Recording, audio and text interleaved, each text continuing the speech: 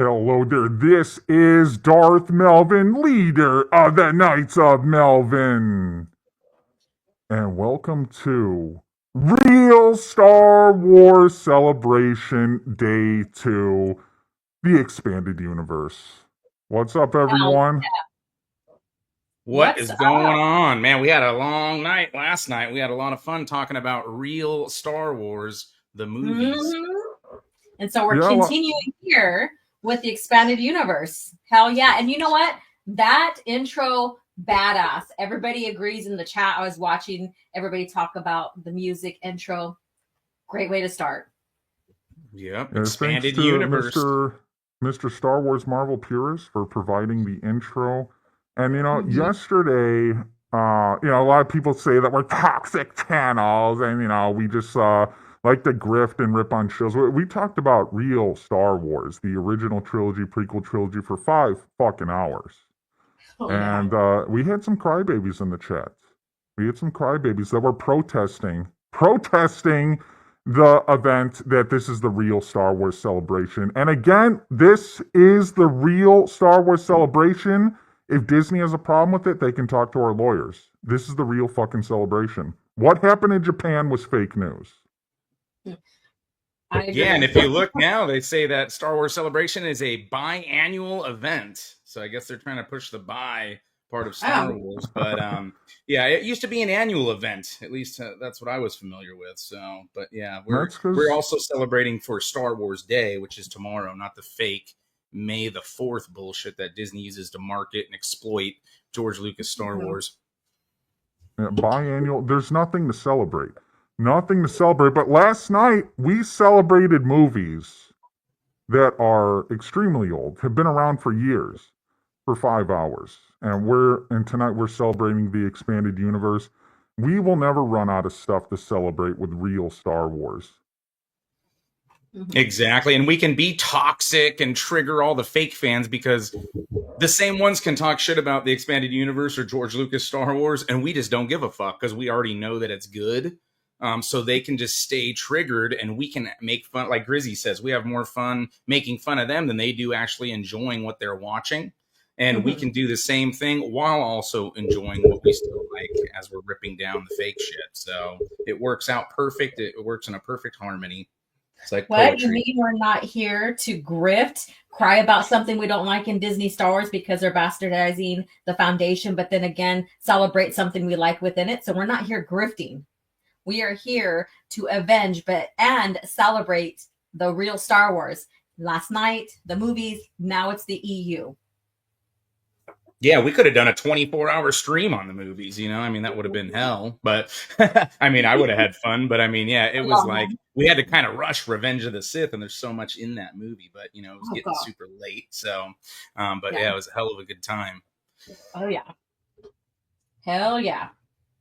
So we have a couple panels lined up for tonight. First thing I kind of wanted to address, you know, because I get a lot from the EU community. I know Alora kind of gets it too. Like, you know, I think we're making the EU exciting and getting people to talk about it. We're gonna talk about in a little bit the NJO and kind of the renaissance that we've kind of led the way on. And that's not to say other people didn't talk about NJO 5 years ago, 10 years ago, you know, whatever it may be. But we were able to rejuvenate it and stuff too through our toxic channels. So, and I know there's lots of EU fans out there that are either like the fence riders or they just love all Star Wars, you know, or maybe just like SJWs most likely. And I know they think like, Purist, your streams are so toxic. Like, when are you going to talk about the lore? Well, I use the toxicity and I call out the fucking grifters and the frauds and the fence riders and the people that go back and forth. We use that just like they use, you know, Disney did this, Kathleen did that,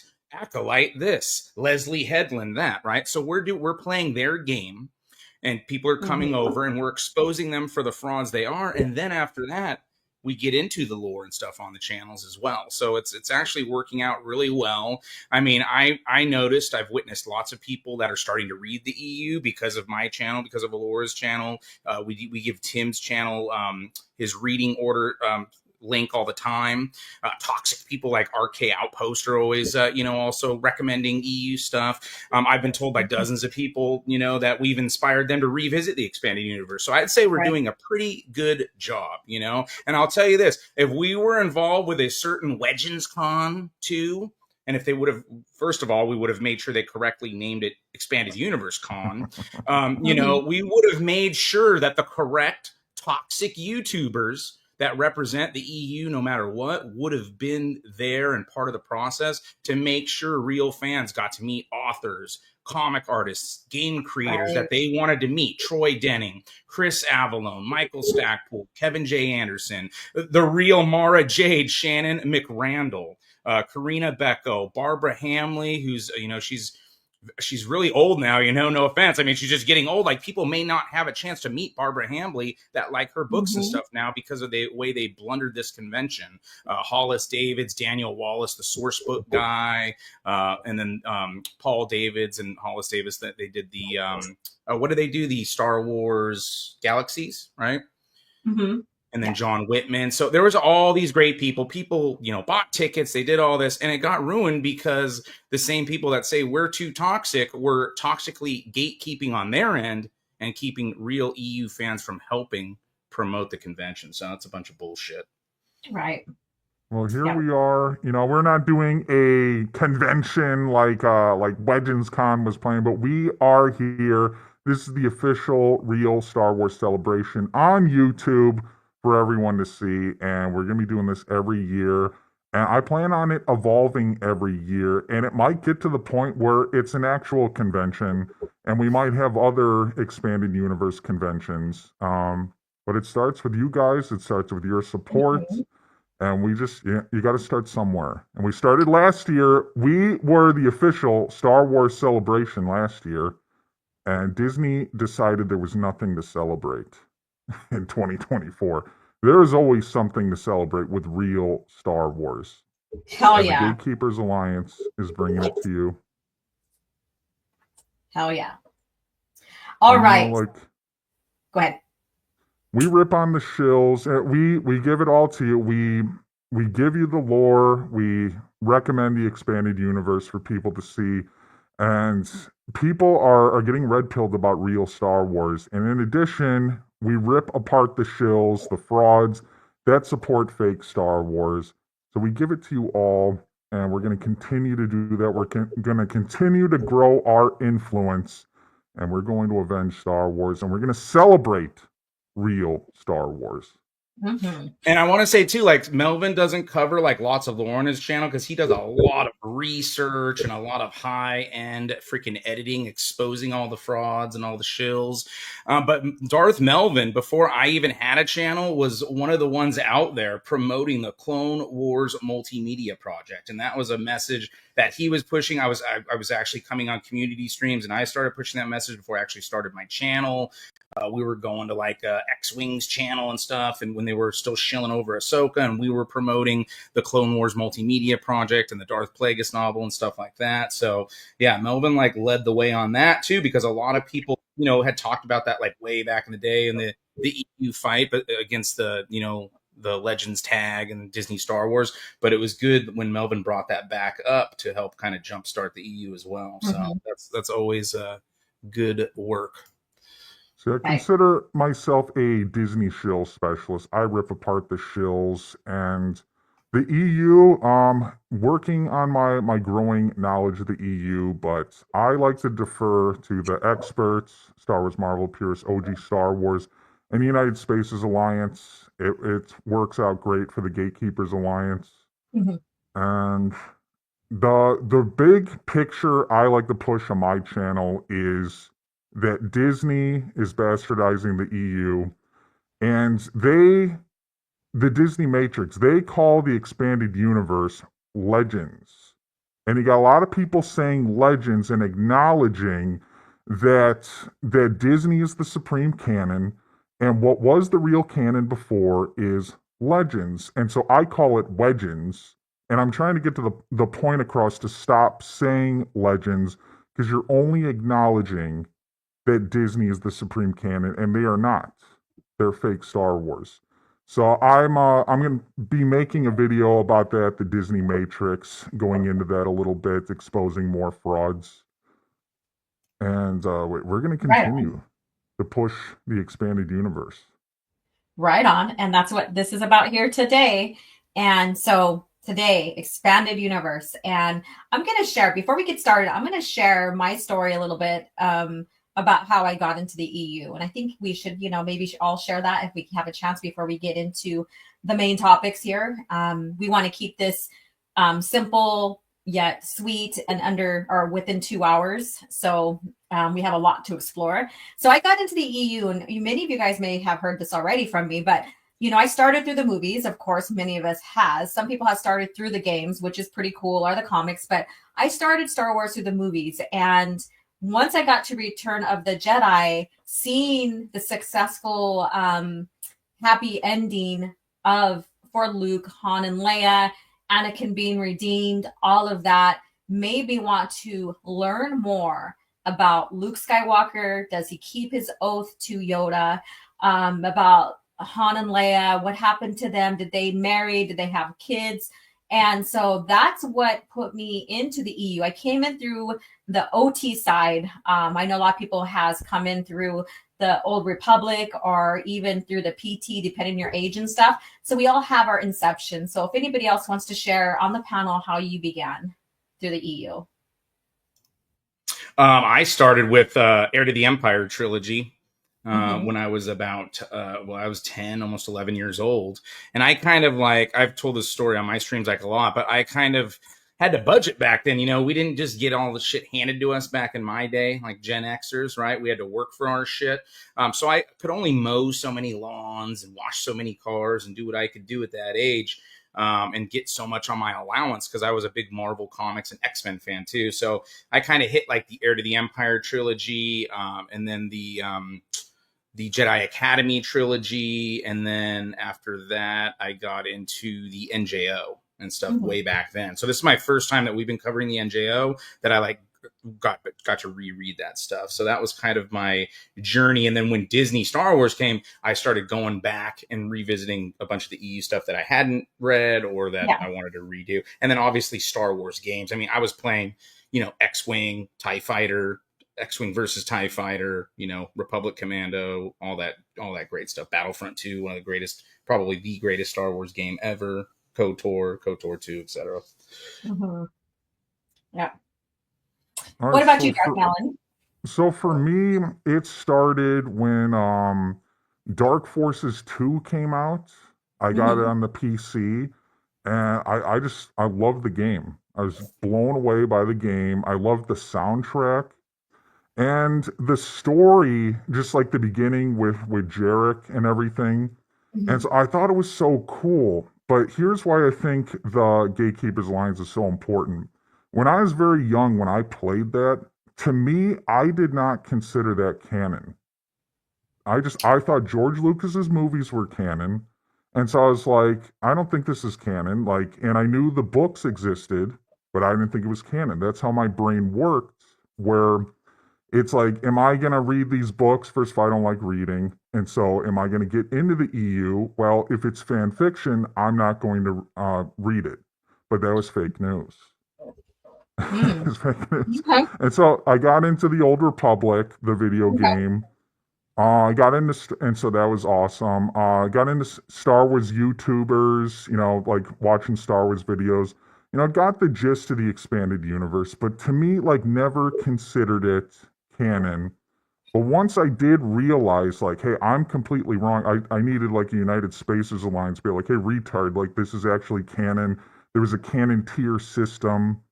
George Lucas approved all this. Like, once I awoken, took the red pill, and realized, like, Disney, like, never considered Disney real, but once I realized that the expanded universe was actually the continuation and expanded upon the movies, like it's officially canon, that opened my eyes a lot. And I think we're doing that for a lot of people with the Gatekeepers Alliance on our separate channels.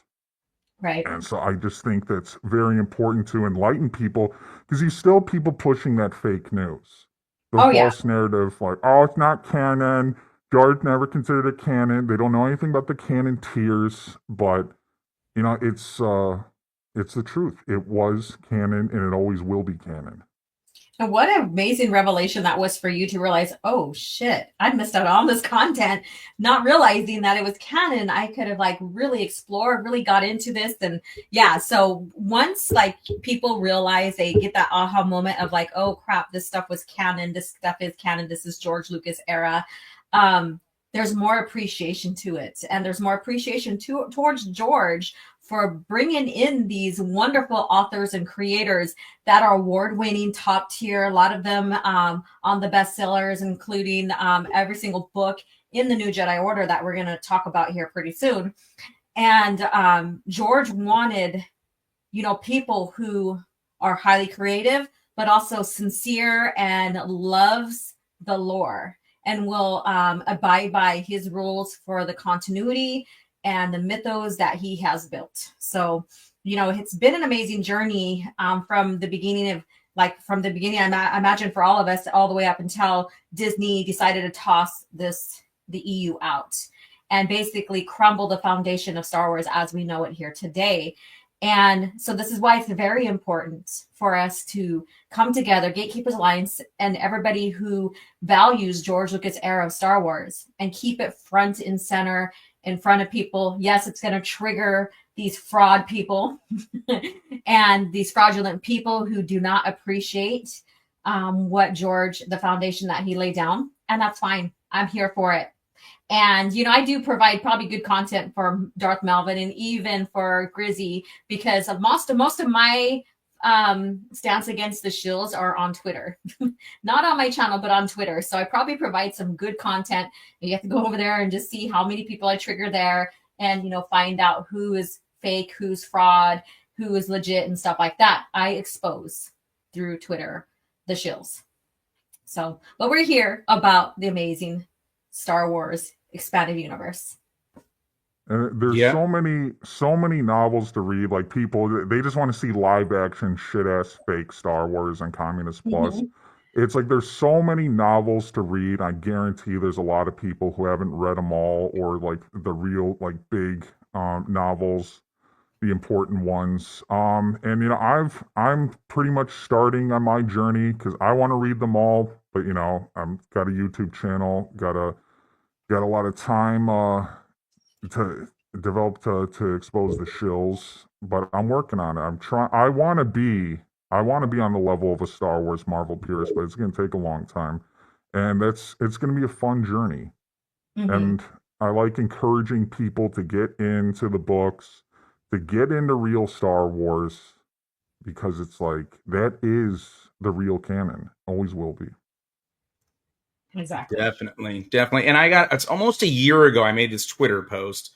Lore, canon, and continuity of a created fictional universe includes its rules, regulations, recorded histories of its planets, species, technology, religions, historical events, etc. When you continually retcon and change everything that made the said universe, it's no longer the same IP. How can somebody call themselves a fan of something when they have absolutely no problem with constantly changing it and recreating it into something that makes it unrecognizable to the universe and world that originally made them fall in love with that IP in the first place? And that's kind of what it all comes down to, right? People that are quick to just say, oh, well, Disney decanonized it. You're letting them win and dictate to you the Star Wars universe. Just because they purchased it doesn't mean that they hold the continuity or anything like that. I mean, look who's their leading creative. Dave Filoni. We already seen his history pre-Disney, lying to George and all of that, you know, coming through and making and not adhering to the foundation and all that. So, you know, we already had an idea once they put me on that pedestal exactly what they're about. So, OG Star Wars, what is your favorite EU novel? Oh shit, that's the hardest question ever. Oh my god. Because there's different eras. So you have the pre-Old Republic, you have the Old Republic, you have the PT era, which is basically the end of the Old Republic. You have the Dark Times and the Rebellion. Dark Times, Rebellion is the same time frame. You have the OT era, so that's the ending and the Civil War coming to a conclusion. And then you have the New Republic, New Jedi Order, then Legacy era. You know what? I'm going to put this one at the top because it's not only hits the movie, but it also hits the EU. So that's the Revenge of the Sith novelization. So I'm going to put that at number one because it hits every single aspect from the movies to the EU. Stover did a great job at writing that novel and connecting all the pieces from the past to the present in Star Wars. Nice. I'm gonna have to go with the Plagueis novel. There you go. Because I really like how it enhances the prequel trilogy, the Phantom Menace. A lot of the crybaby fake fans rip on the Phantom Menace, but I like the Plagueis novel. It's great. It's one of the novels I think like I would enjoy rereading. And there's so much content in these novels that it's like you almost do have to read it twice to like pick up on everything and Oh retain yeah. all the information. Hmm. But it's I love the audiobooks. It's a good experience. I 100% agree. Now, Lucino did a great job with that. And, him and Silver, there's a couple others that I really put up into this high tier of writing for the EU, although every single author contributed some way, somehow, in developing the lore overall. We all have our favorites. But like I said, George brought in the best. George wanted the best. I wouldn't say that these people are yes men to him. I think that they just respect what George created and worked along with, like Sue Stoney, and when Leland Shee was brought in, Leland Shee and a few others that were brought in. So yes. Horse family. Definitely. All right. Yeah. And there's a reason the Plagueis novel, like many people cite as the best or one of their favorites. It's just loaded with all kinds of great stuff. So it definitely is like one of the top books for sure in my eyes. Other people have different tastes and stuff too. So that's what we're actually doing on my Discord server. I'm compiling a spreadsheet of not only all my favorite EU novels or rankings for every EU novel, but as people are completing them on the Purist Discord, they're dropping their score for each book. And then that way, because, sometimes you could be like, oh, like Gabriel Knight I always bring up. He seems to like and enjoy all the books that I rank very high. He seems to have the same opinion of the ones that suck. But somebody else may come along and be like, I don't really like Purist taste. I prefer these kind of stories. And then they will have like a weighted average of other, fans in the community that, have rated the books that they may be more interested in. And they could kind of use that as a barometer, like where to jump in. Mm-hmm. All right. So what is on our agenda? What are we going to start? Okay, so we are going to start with the NJO, and I'm just going to kind of bring up the Renaissance that we kind of started for the New Jedi Order, and then I'm going to let you take it away, Alora. And then what I planned on doing is we're going to have a couple people, one kind of newer to the EU, but also has a channel defending it very, very good as well. And then somebody else that started reading the Expanded Universe from the New Jedi Order. Now, I probably wouldn't recommend everyone start at NJO, but you can, because they do it well enough to where they'll reference stuff you won't get. But like almost all EU books, if you don't know the reference, it doesn't really hurt you. But if you do, it pays off even more. So that's the kind of cool thing about the EU and like the continuity and the respect the authors had for it. So I think, again, like we had talked about, the Gatekeepers Alliance has done a wonderful job, not only standing firm and unwavering on principles as we like dismantle and dissect and expose the fake Disney Star Wars, like we had talked about, for what it is, which is just that, fake Star Wars. But also, like we were talking about, Melvin and Grizzy exposing the Disney fake fans and shill channels and their ridiculous antics, shilling for fake Star Wars. That's super important to the movement. And then just as important, the Gatekeepers Alliance has done an excellent job promoting and shedding light on the real Star Wars, the George Lucas era Star Wars, and the EU.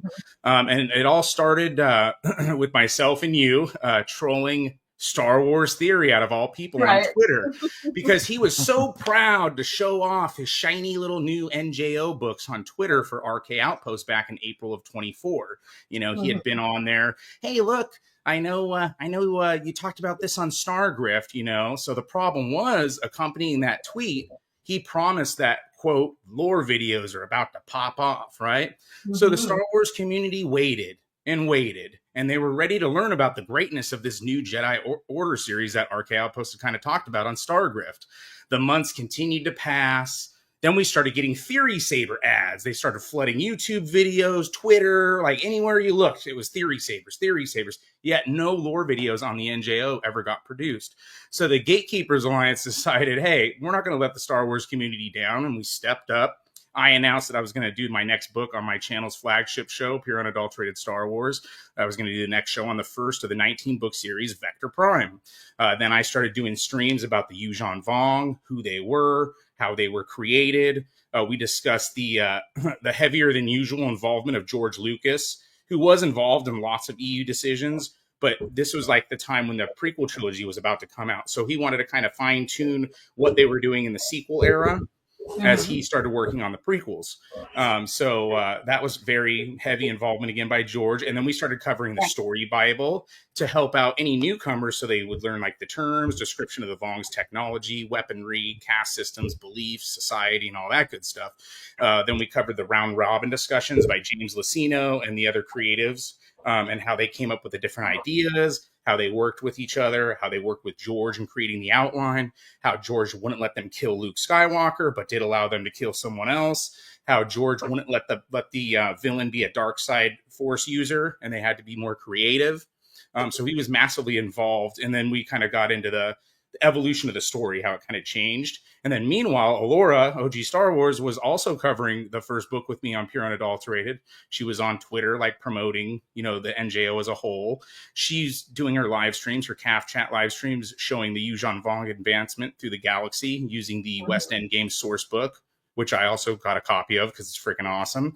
And she was making slideshows highlighting this on her Thursday morning CAF chat. So that was like all freaking awesome. So we're doing all this while we're like roasting theory on Twitter and promoting real Star Wars, and then he starts talking about it. And then they actually try to start shitting on it instead of promoting it, which makes no sense. Him and Mrs. Dash and stupid ass Wave. And then we also had RK Outpost paid a surprise visit on when we did our first stream on Vector Prime. And he discussed his experience, his love for NJO. He reiterated obviously he doesn't have time to watch my streams, right? But he reiterated a lot of the stuff that I had already been kind of hitting home about George's being more involved in that series, etc. And then we had Zizane, aka HoloNet. He had reached out to us kind of behind the scenes. He was doing a documentary on the New Jedi Order. So he came on, we promoted his documentary. He compiled like all these old interviews with like all the different creatives and authors who contributed to the series. But he also did some new additional footage interviews with James Luceno and Elaine Cunningham. And I believe it was Greg Keyes. And then eventually we had Disney Shield channels like Dan Star Wars Centralized and others among them trying to grift off New Jedi Order. So, but the good thing is, even when the shills are doing that, they're still getting it out there, right? Even though at the end of the day, they're fucking retarded. It doesn't really matter, right? They're still pushing the message that we're kind of, pushing to Star Wars fans.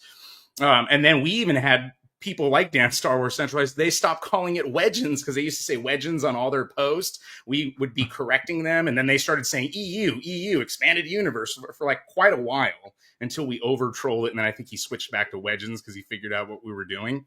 And that's like part of gatekeeping real Star Wars, guys. That's like giving people the information. Melvin and Grizzy and, us to a lesser degree are roasting them and making fucking Disney Star Wars look stupid like it is. And then in turn, we are promoting real George Lucas Star Wars. We're trying to help disconnect Disney shills from the Disney Matrix. If they can give Star Wars 3, 5, 10 chances on the Disney Star Wars fake side, right? You can certainly give an EU book more than 1 or 2. Oh, I didn't like one book. That was it for me in the EU. Oh yeah, but you watch 10 trash Disney Star Wars shows and movies.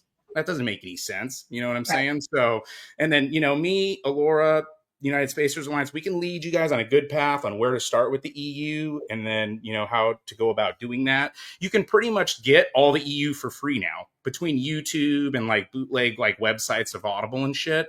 You can pretty much get almost all of it for free. Right. And then United Spacers Alliance does have 2 videos on like how to start the expanded universe and all that. I would advise checking those out. I don't know if Ahmad can drop one of those links. RK Outpost has a video on where to start and find where to start on the EU. And then a friend of my channel, Star Wars Fan Animations, who's making a badass Shadows of the Empire fan film right now. He dropped a video, I think like 2 or 3 months ago, kind of on where he would start with the EU and stuff. So like there's all these great channels and people out there that are doing that. But I'm kind of sidetracking here a bit. So to go back to NJO, we just finished covering book 3 with Matt Wilkins and Star Wars Scran. And we've already had 7 guests on for 3 different books, having fun, repopularizing, discussing the NJO. And that is what it's all about. So if you guys want to check out my channel, you guys can jump in with us or get caught up and enjoy it. It's been a hell of a good time. I did it. I have to do a video, but I did it on a live. I kind of broke down all the little short stories that happen in between all the events, the books too, so you can get into those. But yeah, I kind of ran my mouth a little bit, so I am going to let Alora take it away for a minute. And then what we're going to do is bring on a couple guests that one of them, like I said, started their EU journey with the NJO, and another one's kind of newer to the experience. Little Jana, she says yes, Purist. Well, before we get started, let's go ahead and have Melvin catch this super chat that came in. Okay. I just want to address something in the chat. This guy is from the Mauler Discord server. He says Star Wars, Disney Star Wars besides Andor and Rogue One is trash. Okay. But he is in the real Star Wars Celebration stream crying his eyes out defending Disney Star Wars. Like, this sums up the fandom right here. They want to say, I don't like Rey, I don't like Disney Star Wars, but when it comes to celebrating real Star Wars, we have crybabies in the chat. Yeah, and he was putting down the EU too earlier, so I was keeping an eye on. That's why I used the word fraud when I spoke earlier. So it's like, he's a fake fan, and I don't think Mauler sent him in there, but it represents that side of the fandom, Star Wars Theory, Mauler. These people don't want to avenge Star Wars. They just want to jerk off shows like Andor and cry about our toxic channels. And like, to me, there's no difference between them and a guy like Fake News Kyle Katarn. They're all fake fans. They're all shills. And I just exposed Nerd Cookies too on her stance. Same stance. All she cares about is she's just grifting off whatever's occurring in Star Wars. She doesn't really care about, avenging Star Wars or anything. As long as Star Wars is good under Disney, she doesn't give a damn of what she stood for beforehand. Yeah, and they are making the same argument the Mandalorian fans made, and that's what Mauler and all them made fun of the Mandalorian fans. They broke down that show and they ripped it apart, but because Andor is their favorite show, now they can just change the position, And again, their takes on it, how good it is. Well, one, if you have a baseline actual Star Wars knowledge, like, how do you really have anything to match it up to, right? That's like when people say, well, you can't review Acolyte if you don't watch it. Well, you can't really talk about Star Wars if you haven't read the expanded universe, because you don't really know Star Wars in its entirety, if I use that same logic. But of course, we don't do that. So, and again, those guys had no problem ripping apart. Again, substitute the word Mandalorian with the word Andor and just use that in all the arguments, and you have the same thing going on. Yeah. So if you want to catch the super chats and stuff before we move on the New Jedi Order talk, go ahead, Dark Melvin, so we can give respect to the people. All right, we got Narrow Dark member for 7 months. Hail Knights, long live George Lucas Star Wars. Yeah. Thank you for being here, Narrow Dark, celebrating real Star Wars. SWA for $5, Fringy Andor. It's the best Star Wars since the original trilogy. Well, you got people that are in the chat right now crying that think it's better than the original trilogy. Certainly better than the prequels. Fake fans. Thank you for the $5. And we got Devious Lord for $10. Remember, it's only $2 to be a member. Give yourself to the dark side. I can feel your anger. Yeah. I can feel the anger in the chat. We are just getting started. Thank you for the $10. Let's get these panels started, everyone. Let's do this. All right. So the New Jedi Order Renaissance. So you have Purist said a lot about that, the origins of it. And I really believe that this is something that has really proven to everybody on our stance for putting George Lucas' era of Star Wars in front of people and how well it's received. And I don't mind, like, if those people not on our side latch on and start reading the real EU, the real Star Wars. That's what I want, because I want to have these people have this epitome in their minds thinking, oh shit, I was wrong. This shit is canon. It's good. And, you know, we may sway minds, right? So I don't mind that. But what I do mind is the fact that they still latch on like that, but they use it just to get attention for themselves, and they still tear down the EU. That's disingenuous in itself. And so I've seen a lot of that within the so-called fandom going on here. But the New Jedi Order, it comes into dark times. We are in a dark times, a dark story, and it's gritty. It's very adult, mature content. And many people say, oh, well, Andor is adult, mature, and masterclass writing and all that like rhetoric that they basically spit out that you see him have said before for like Acolyte and all this other stuff.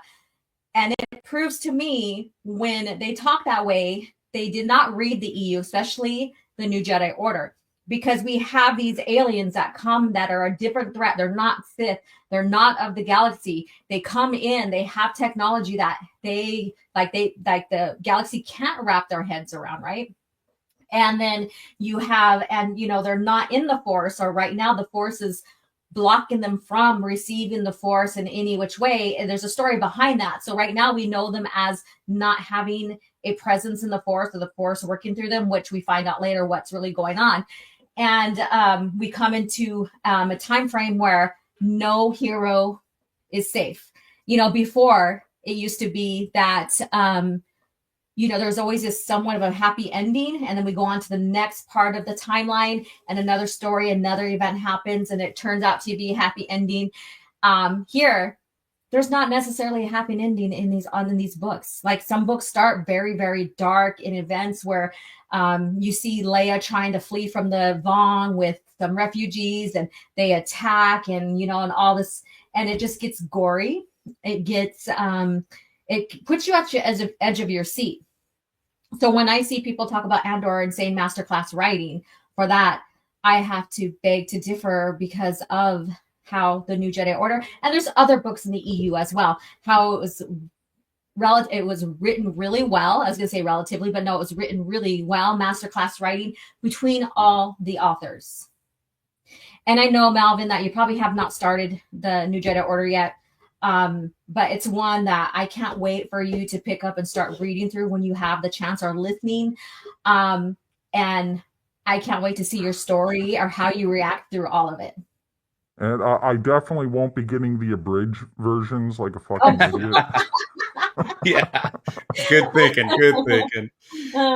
Yeah, and it's definitely like Star Wars feeling too, right? Like people that say like, "Oh, it didn't feel like." Yes, it does. There's many, and they do this like intentionally too, right? They add in a lot of original trilogy references and stuff like that, and it's not there for like member berries and stuff like that. It's in a book. It's to help you kind of visualize and like conceptualize, you know, things that happen in Star Wars. And it's funny when we're reviewing these books, like, sure, what's the best thing about like in Star Wars, right? Like the fucking action, the wars, the sabers, the fucking blasters and all that shit.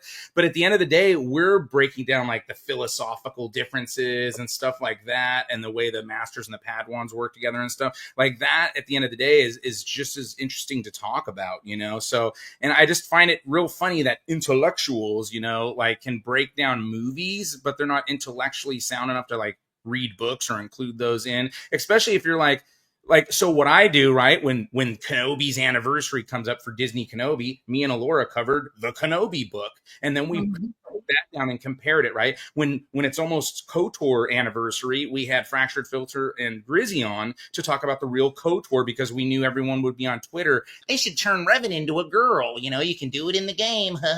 So that's what we try to do, and to say that we're not being intellectual about it when we're showing, we're contrasting the difference of fake Star Wars and real Star Wars. And also to add, like, I've had all these people come aboard and say, thank you, your channel is the reason I started reading the EU. Thank you, your channel is the reason I got back into the EU, right? I have yet to have one person say, hey, I tried to get back into the EU and it sucks, man. Disney Star Wars is just better, you know? Like nobody, not one person has told me that since I started my channel. So the evidence is there right in front of us. What's going on, Scran? Yeah, what's up, Scran? Howdy, folks. Happy Real Star Wars celebration. Happy to be here. Yes. Thank you for being here. This is the real Star Wars Celebration, officially. Yeah. And it's got 2 official. a.m. I'm here. Yeah. This is cheers. how committed he is. Sorry about this, but I just want to give him like a salute to Scran. What, it's like 2 or 3 a.m. at your time right now, right? Yeah, like Yeah, it's about to be 3. Yeah. Yeah, and this is how dedicated and how much he loves the EU. He's like, I'm going to sleep halfway through the night. I'm going to wake up, jump on the panel, and then go back to sleep. And so thank you for taking this time out to be here with us. Oh, it's a pleasure. Thanks for having me. Yeah. Yeah, we coordinated behind the scenes on the last book we did, Dark Tide Ruin, and I think you were getting up at the same thing, right? Like 2, 3 in the morning to come on stream for 3 or 4 hours to then go to work. Like that's the fucking same for dedication. Vector Prime was like my first proper live stream that I ever did. So on your channel, and yeah, because you were just doing videos back then a little bit here and there, right? But like I remember, I don't know if you've talked about it too much. I might have been a bit later, but the whole resurrection or whatever you want to call it of that series, and it kind of spawned from Star Wars Theory promising lore videos that never happened, right? Yep, that's what I kind of talked about when we started. Yep. And then I was trolling him. We all kind of decided to talk about it at the same time. And obviously, we waited until I released my history of video. And the thing with NGO is like, as exciting as the books are, like doing the research into the development of that series is just as intriguing, to be honest.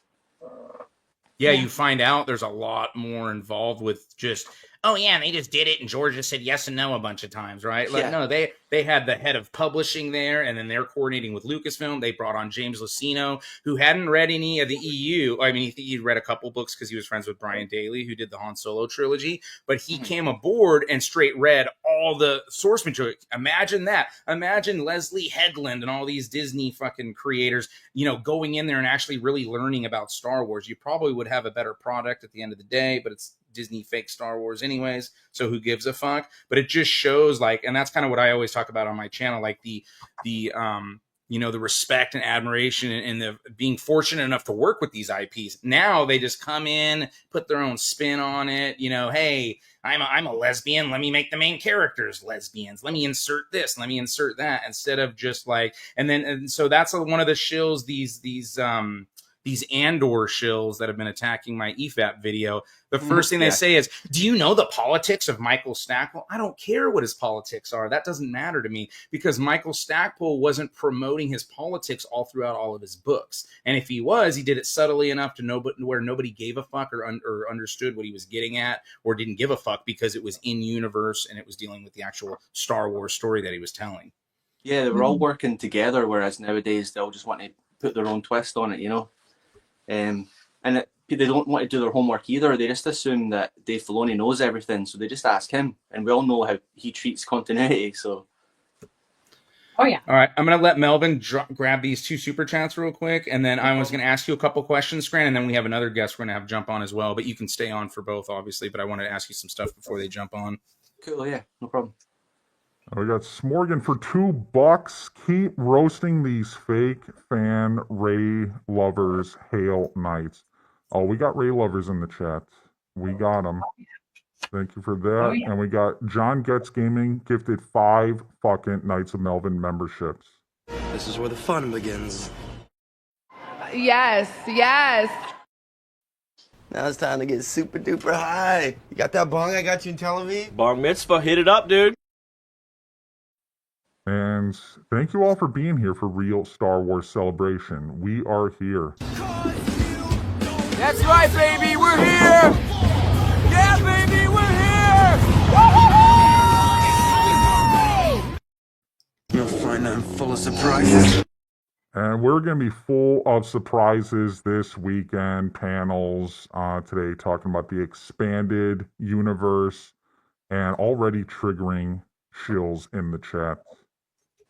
Oh, hell yeah. That's what it's all about. And we have evolving lore on all the channels. I have a new person in the Purist Discord, and he's been consuming all the Melvin videos because I showed him. But so we just saw the Vong Bong there. I took the Vong Bong, and then we used the Vong Bong to blast off to Nar Shaddaa. So we have intertwining lore on our clips. That's how creative and fucking fun the Gatekeepers Alliance is, and that's what it's all about, having fun. So let me ask you this, Grant, on New Jedi Order, because you're not new, so to speak, to the EU, but you are, like, in, you know, comparison to like me and Allura or something like that. But how many books did you read before you read Vector Prime?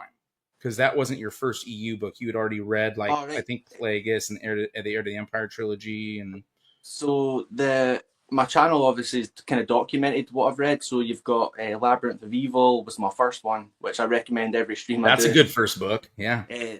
I really enjoyed like all the kind of connectivity and stuff in that one, and I just thought it was a good place to start. And then I did the Heir to the Empire trilogy, Shadows of the Empire, Darth Plagueis, Kenobi.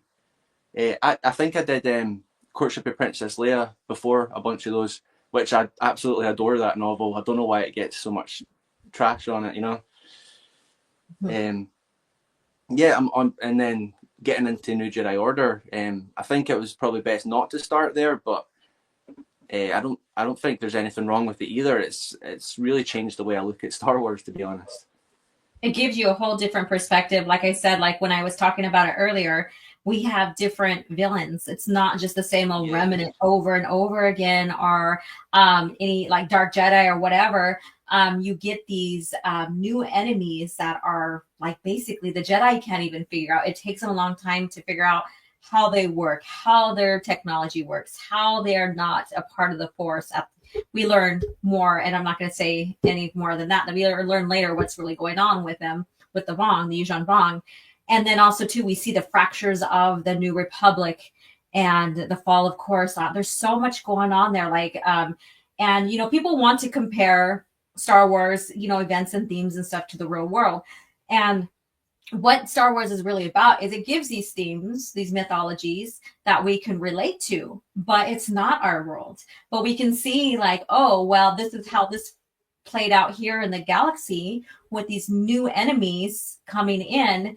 I could possibly see that happening here in a way. So it gives you familiarity with and escapism without reality. Oh yeah, definitely. And I think it's kind of similar. Like if you go back to like the Old Republic era, it's very similar, but at the same time, something completely new.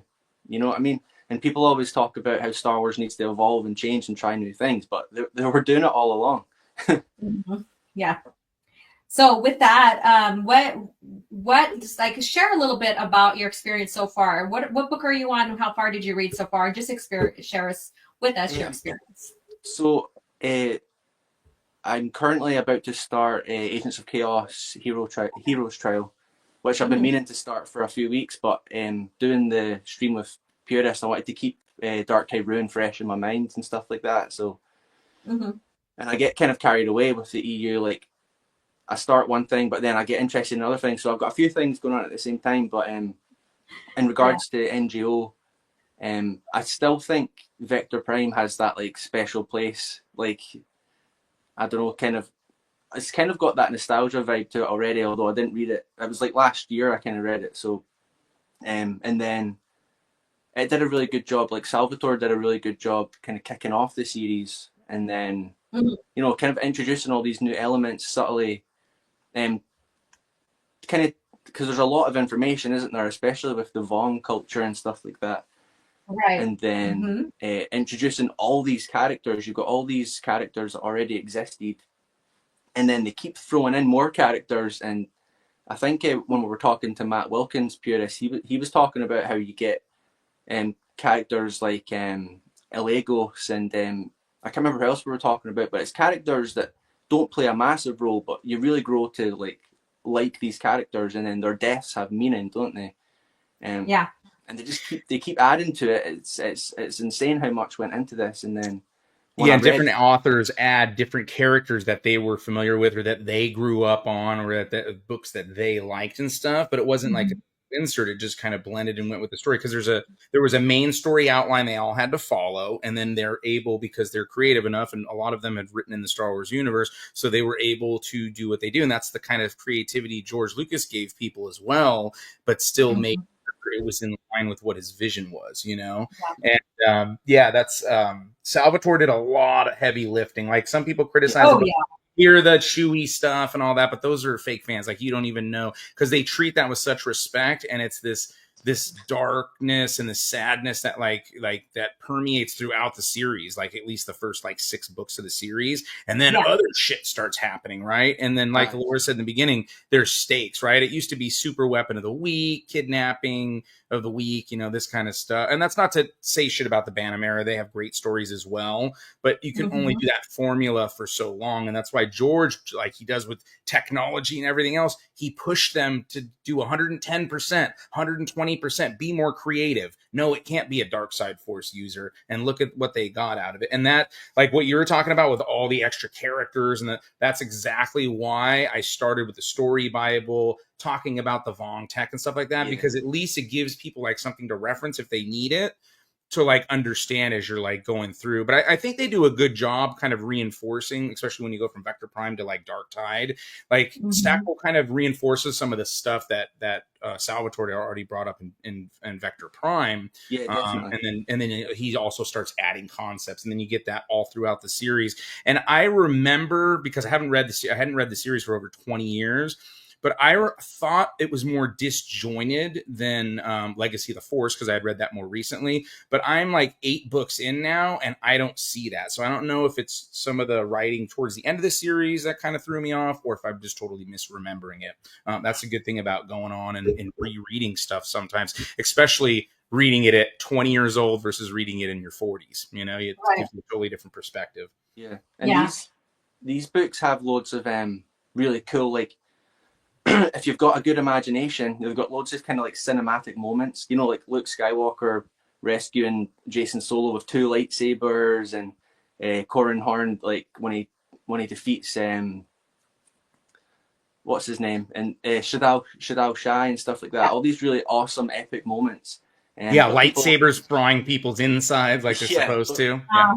Exactly. People only care about what's on screen. Like, they can't use their imaginations or set aside some time for this thing that they claim to enjoy. That's the problem, and that's what I talked and addressed on Cat Chat this last Thursday, is that people are so disconnected from their own mind and their creativity that books don't appeal to them anymore, and they have to just go off of what they see on screen, and basically cause a dead mind, dead to creativity and stuff like that. And I'm going to stick with that. But Scran, with New Jedi Order, here, real quick before you ask him, do you guys remember the first stream, what I did with Vector Prime? I used Top Gun clips to fucking sit to highlight what was going on with Kip Duran, even though he was flipping up like forward and backwards, upside down, top to bottom, to highlight that. Like, here's a visual for you guys, even though it's in a book. And I always try to do that. And that's why I also try to find like the pictures, the background media and stuff. And I kind of click through those as we're talking about it. That way it gives a little visual. I know it's not a produced movie or anything like that, but any kind of extra visual stuff that people need, if that's what it takes to get them interested, that's what I'm trying to do. Like, because again, I think these stories, once you get into them and allow them time. Now, the big problem this series has is that there are abridged versions that were created and they suck. They're very chopped up. They're not. It's all filler, eh? 3 hours. Yeah, it was of filler. really 3 hours of filler. They were done really bad though. Like, they missed, I think, some of the major plot points that would have been more important to cover. So with this one, you have to be a little more creative, and if you don't actually read it, because there are YouTube channels that give full unabridged versions, but it's AI audio, right? And you're not going to get the high production sound effects. And that, I think, is another reason why Plagueis, the Bane trilogy, Heir to the Empire, that's why they kind of get a head start in the Kenobi book, right? Because you can get the bootlegged Audible or pay for Audible and get those versions, and the production value on them is like super high, right? So that's the big disadvantage I think this series has. And then you got people like Stupid Ass Wave going, oh, it's 19 books. It's 19. Man, if you're a fucking Star Wars fan and you read some of these and you like them, you want 19 books. That's not enough, right? You want a fucking 119 books. That's not how you promote real Star Wars. That's like, that's a bunch of bullshit. Fake fans. Yes. Wars a chore. It's too many to read. How many questions do you have for Scram? Because we do have someone else backstage. I'm going to ask this real quick, and then we'll get the other guests. So with this here, and this being like the darkest series in Star Wars, mind you, like the Dark Times and even the Republic comics and stuff like that are dark. We have like the Battle Jabim. how did you feel about all the losses that you encountered so far, all the deaths that you encountered so far within your how far you read into the series so far? How did that make you feel, considering that you did read some books outside during the Bantam era and stuff? I mean, obviously, I knew going into this that Chewbacca was going to die, right? And then Yeah. we talked a lot about that. Like, Lil Jane will even tell you, like, I literally put the book down for like 10 minutes. I was like, that was rough. Like, I knew, Yeah. you know it's coming, and it's still hard. It's like watching Revenge of the Sith, and you're like, please don't do it this time, but you know it's going to happen. So, You're like, no. Yeah, it's like poor your heart Chewie, starts and then pounding. You have to pour one out for Chewie. yeah, that's definitely been the biggest one. And then there was Desharakor. Desharakor's death hit pretty hard as well. Just it was kind of meaningful for Anakin and stuff like that. Oh, little Jaina said you cried. Oh, she's exposing me like usual. Yeah, she's well. You know what? I mean, people like I've heard a lot of people who had their moments about Chewie's death. It was very heroic, but it was very, very hard for some people. Some people didn't finish reading the New Jedi Order. Wait a minute. You read this book and cried, and you didn't make a fucking video out of it? What's going on here? I know, I should have milked what that the for fuck is everything. going on here? That's not how you gwiffed Star Wars. Come on. Where's Pablo the Troll Hidalgo when you need him? Right. Feelings are not meant to be shared. Just in private. And then the wife will expose you. That's how it goes. Mhm. All right, so we're ready for our next guest here. So go ahead and bring them on in. John Gets Gaming. Oh, hello. I was just reading my leather-bound book while sipping some high-class whiskey and enjoying some Andor, sir. I even brought my Grey Poupon, as you can see. Yes, he knows the purist clips. Just discuss the great Luthen Rail and the deep themes and symbolism of the rebellion, much more than these classless books, sir. I think you need to take some constipation pills. I seriously do. He's too sophisticated. Get him out of here. Double level on me. I'm just gonna shut up. I don't know what I'm talking about. So John Gets Gaming. You had not read any expanded universe, and then you got into the NJO, which some people, like our friend R. Campos, would say, well, that's probably not the best place to start. But I mean, like, what do you think? Like, I mean, obviously you can see the parallels and like other characters and stories being referenced and stuff like that. But do you think it totally throws you off and you're just not intellectually superior enough to follow along with the story? Or do you think it's something that they do a good job on to like bring in new readers and whatnot as well? Well, I knew it was the start of a series, obviously, and sort of an era, because I think they do sort of a time skip compared to the other stuff whenever they're getting into NJO, because the kids are like basically adults almost. So I knew it was sort of like a fresh start in a way, and the way I sort of took it was, okay, this is kind of like what the sequel trilogy could have been, because they're starting off with the next generation, with their central characters now in this. And so I knew that there were a bunch of other EU books before it, so I was kind of like, well, there's probably going to be references I'm not going to get, but that's sort of like when you watch episode 4 and Obi-Wan goes, he talks about the Clone Wars and stuff. People don't go, oh man, I wish I'd seen. People didn't see Star Wars in 1977 and go, oh man, I wish I knew what the Clone Wars were. I should have watched that movie first. It's like, no, it's just kind of a tease for something that I can treat as a prequel later, even though I know it came out before that book. It's so teases work both ways, I guess is my main point. Like, you're getting teased for something that you know is going to happen in the past. It's the same as like getting reference to something that's going to happen in the future. And they're not outright spoilery, so it's not like I know the exact plot of the Thrawn novels because they make reference to, because I know Pelion is his successor or something, So I think it's fine to start off there. I would recommend being a total novice of this, because these are the only ones that I've read, but I would recommend starting off in a series. I wouldn't start off at like New Jedi Order Book 5.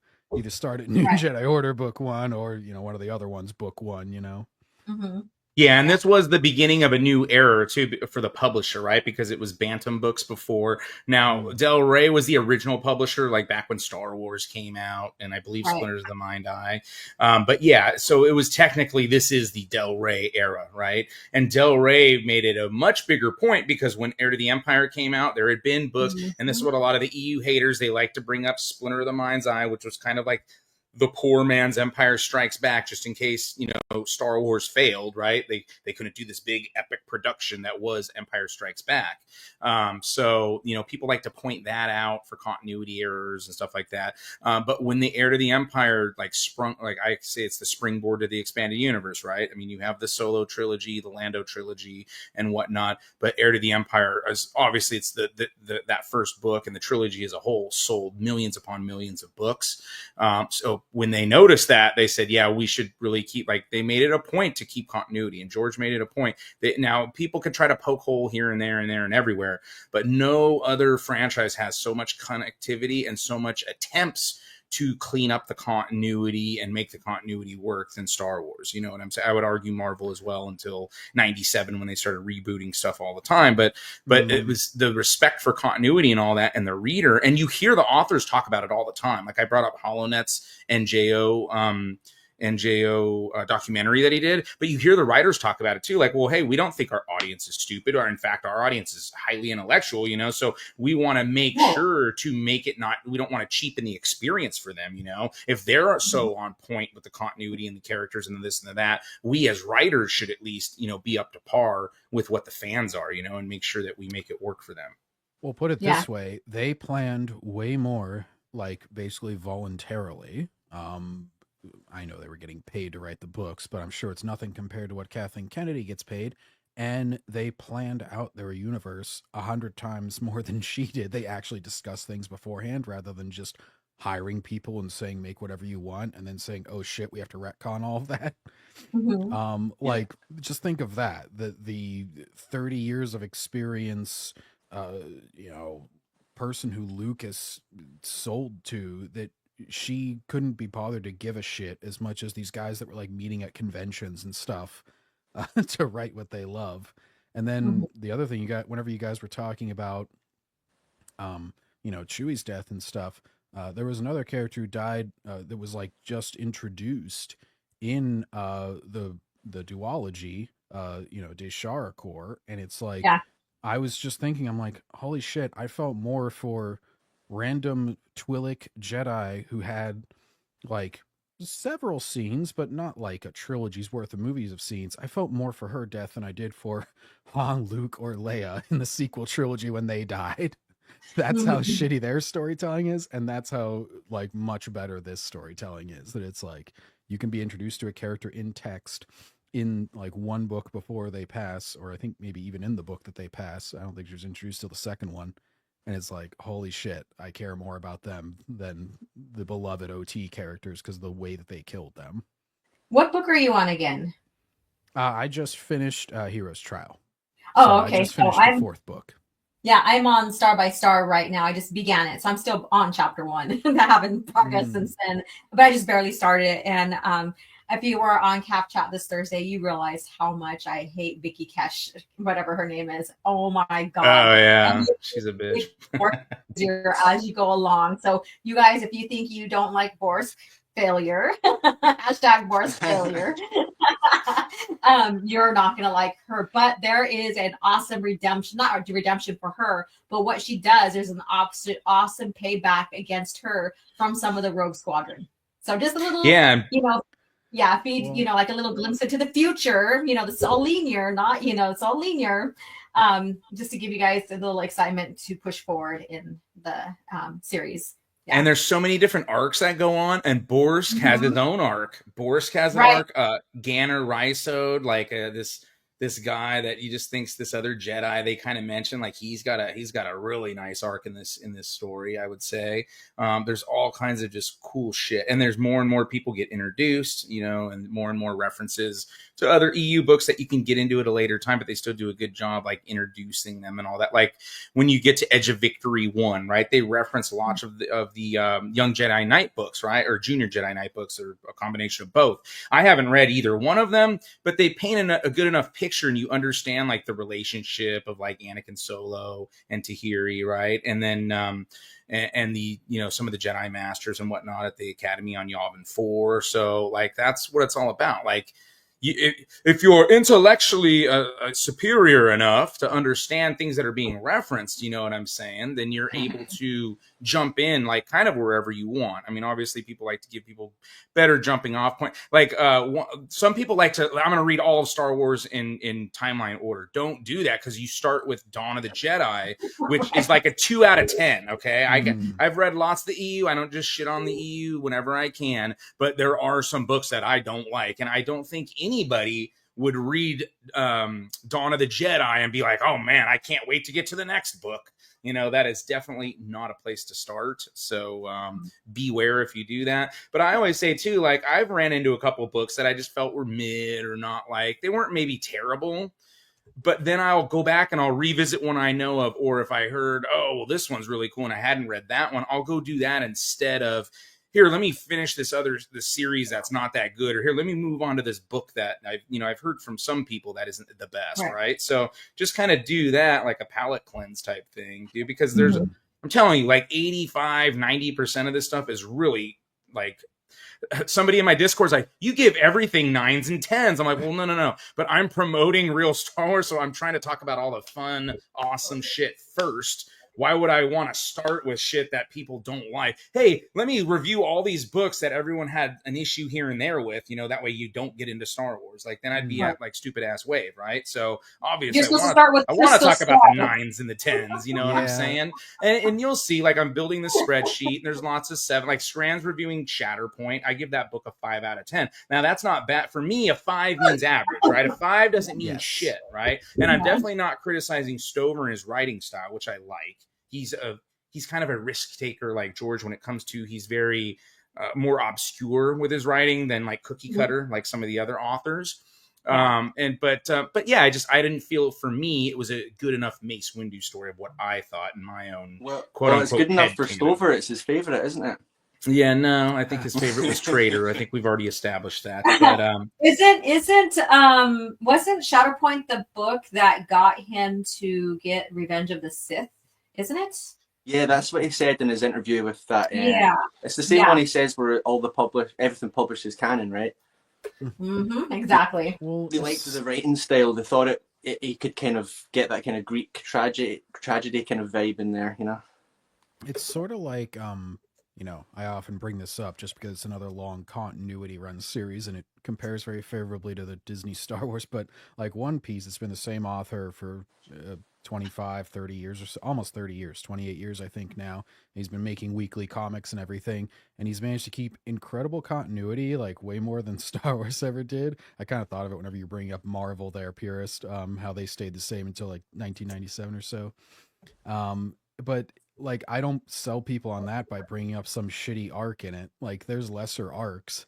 I wouldn't say any are really shitty, but there's lesser ones that get bogged down and are too long or something. I don't go like, oh, you should watch One Piece. Well, go watch Dressrosa, because that's like the one that everybody hates.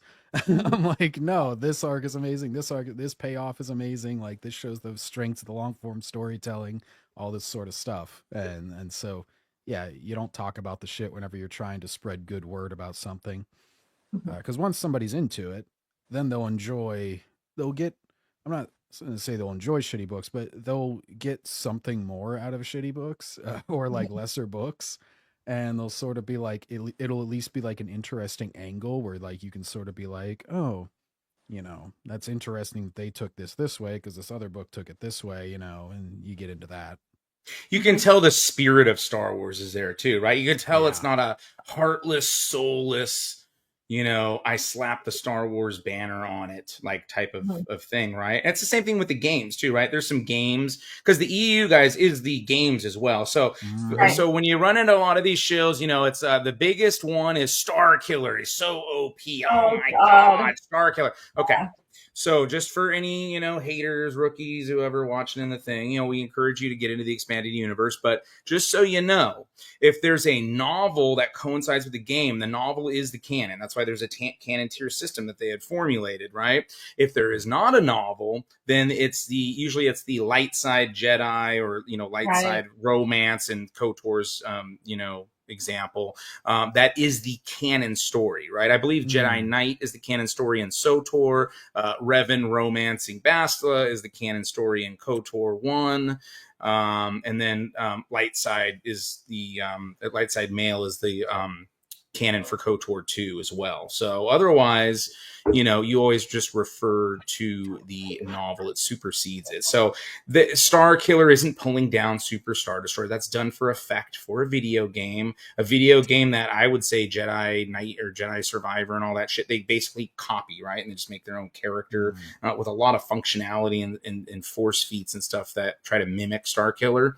But in the book novel, he uses the force to slow down the crashing Star Destroyer from like smashing him or something like that, right? So it's told in context, and he's definitely depowered for the novelization because that way it actually coincides with the canon, and he's not more powerful than Darth Sidious and Darth Vader and Darth Bane and Plagueis and everybody else. So that's the way that they do it. So yeah, just be aware because that's one of the big criticisms.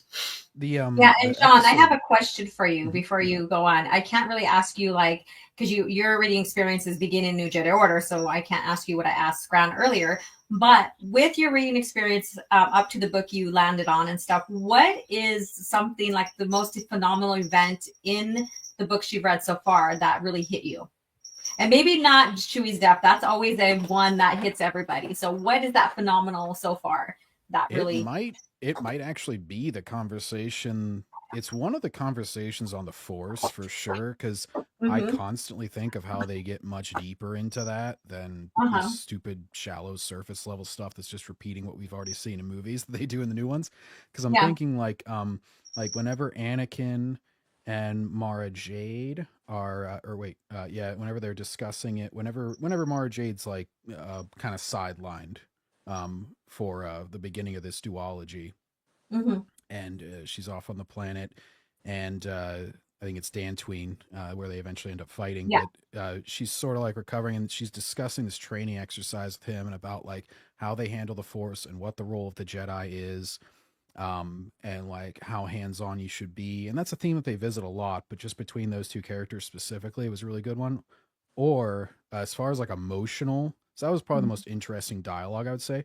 But as far as emotional, I would say Deja Court talking to Anakin, like whenever she's on her deathbed, because they sort of set that up with the conversations that they had previously, whenever she was kind of like, oh, you'll never understand me, so I'm just going to like, knock you out and still try and get these super weapons and everything. And then she moves into thanking him before the battle starts about like, you rescued me from the dark side and everything.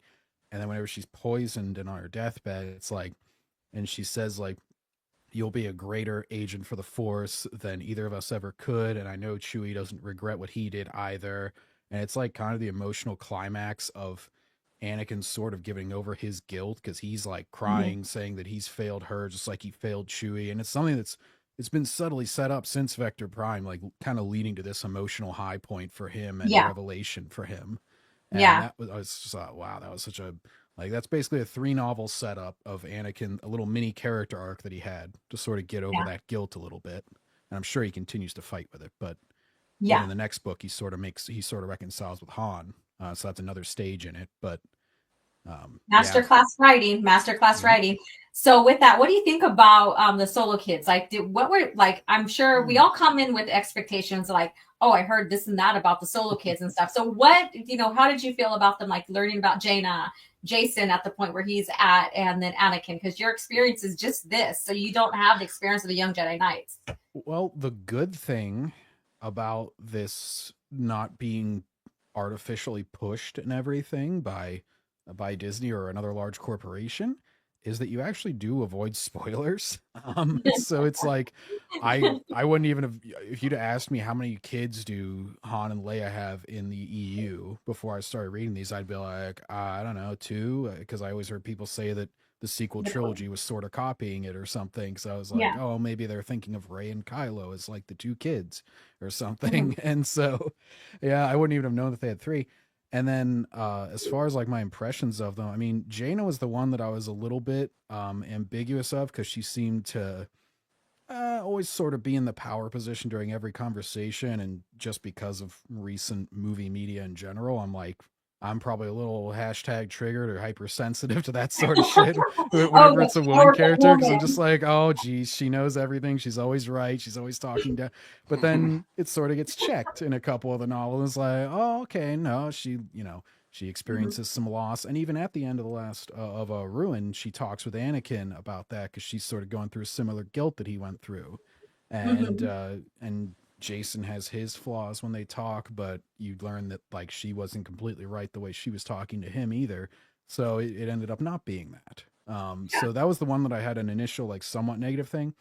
Anakin and Jason, pretty early on, they established their dynamic when they're like sparring and getting their sort of different philosophies. Obviously Jason I'm a little annoyed with, because he's such a hippie and he's so like second guessing everything and constantly doing the, you know, ooh, but what does it mean for us to do this?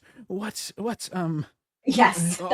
Should we contemplate our place in the Force today, Father? It's like, no, Jason, calm down, bro. Just kill the evil alien that's like enslaving people and turn them into hideous monsters. Like, defend these people that are being like wrecked by the Vaughn, right? Defend. That's what you need to do as a Jedi and stuff. But I know Melvin wants one of us to catch the super chat. Outlaw Rifster for $2. The apologist BS of Blandor lovers is hilarious. It really is, you know. And again, I know apparently my link to my video on EFAP's being passed around their server right now as we speak on this stream. Now, I have noticed something. It's very disappointing. And again, I don't have anything against Mahler and those guys. Whatever. I don't think they're like lower level intellectuals like others in some of the other people in the Star Wars community. But I do find it ironic that the actual video I did on Andor and communism, the watch time didn't bomb so fast with that video as it has been now that I've been getting review bombed by the EFAP guys. So it's quite funny that people that can watch 5-hour streams and are these pseudo intellectuals actually bomb my watch time faster than communist Disney lovers. So I don't know if I would wear that as a badge of pride, but to each their own, I guess, right? Right. Okay, and then I think we got one more. Yeah, we got from Smorgan. Smorgan, which part of Wikipedia do you suggest I look at for EU content for new lore YouTube videos? Funny you say that, Smorgan. I still have 3 episodes of Darth Plagiarism, The Unwise to drop. I've just been very behind. Like my live streams are pretty high production quality, I would say, right? It's usually current event stuff. I weave together some cool clips. You know, we do all that and we touch on lore and chills and all that stuff at the same time. So I have been behind on videos, but yeah, there are outlines and that's already ready to go for Darth Plagiarism. Star Wars Normie, on the other hand, that takes a lot longer to do. So those ones are probably a little further down the pike. And then we have some other EU books and stuff that we're finishing. But thank you for the $5, Smorgan. And Smorgan's constantly in RK Outpost streams on Sunday, and he's triggering all the Disney shows, right? Especially like Revenge of the Sith, when everyone was coping on why it's okay for them to go, and Smorgan was just ripping into the shill. So you're doing a good job. No mercy. He's giving them no mercy whatsoever. I'll endorse Wikipedia if you want to clown on new Disney novels, like those Acolyte ones that are coming out. Like, don't give them money. Just look up on Wikipedia and read the plot, and then you can be like, oh my god, that's so stupid, or nobody gives a shit about Jecki. Let's read about her book on Wikipedia. Just to see how low they can go. That's a way to not give Disney any money and still be able to clown on them without having to listen to a whole book. Exactly. So how do you think they do on handing over the, really the power dynamic? Okay, so another false narrative you get is that Luke Skywalker is overpowered in the expanded universe. He moves black holes, right? Well, we kind of understand when you start reading the series, what they're think they know that they're talking about, but they don't know what they're talking about when it comes to the Dovin Basil. The Dovin Basil, yeah, that's what they're talking about. Yeah. They're I had no referring idea to people him said moving the Dovin basils, using the force to pull back against these gravitic anomalies that are Black small. They're hole. small Yeah. gravitic anomalies that act like black holes. People think Luke Skywalker is pulling down like a fucking black hole that Event Horizon's about to go through because of a movie they watched, right? And they don't understand because they're fucking fake fans and shit. So they haven't read the concept. They don't know about the Vong and their technology and stuff, and they think it's a black hole. And I've even got that counter against me when I'm talking about Luke and stuff like that. There's so many different things that they nitpick, I guess you could say, or bring out that's repeated rhetoric, but they have never read the EU. Yeah. Now, and I would also encourage, especially like high intellectuals like EFAP, like read the fucking New Jedi Order, right? And you'll see how the writers are smart enough how to pull Luke Skywalker.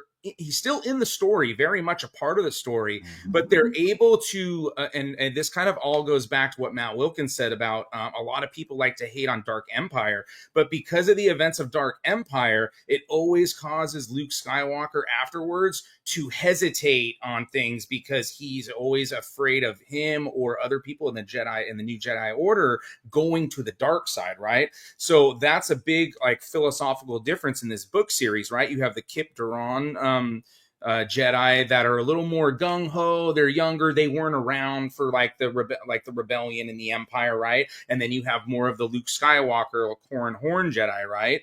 And they are obviously and Luke, and in this case, Kip's right. Like his side is actually right when it comes down to it. But that's hindsight's 2020, right? But they use it. It's a good way of making it to where, you know, it doesn't like neuter Luke, you know what I'm saying? But it makes it to where he's just not the easy, quick solution to the story.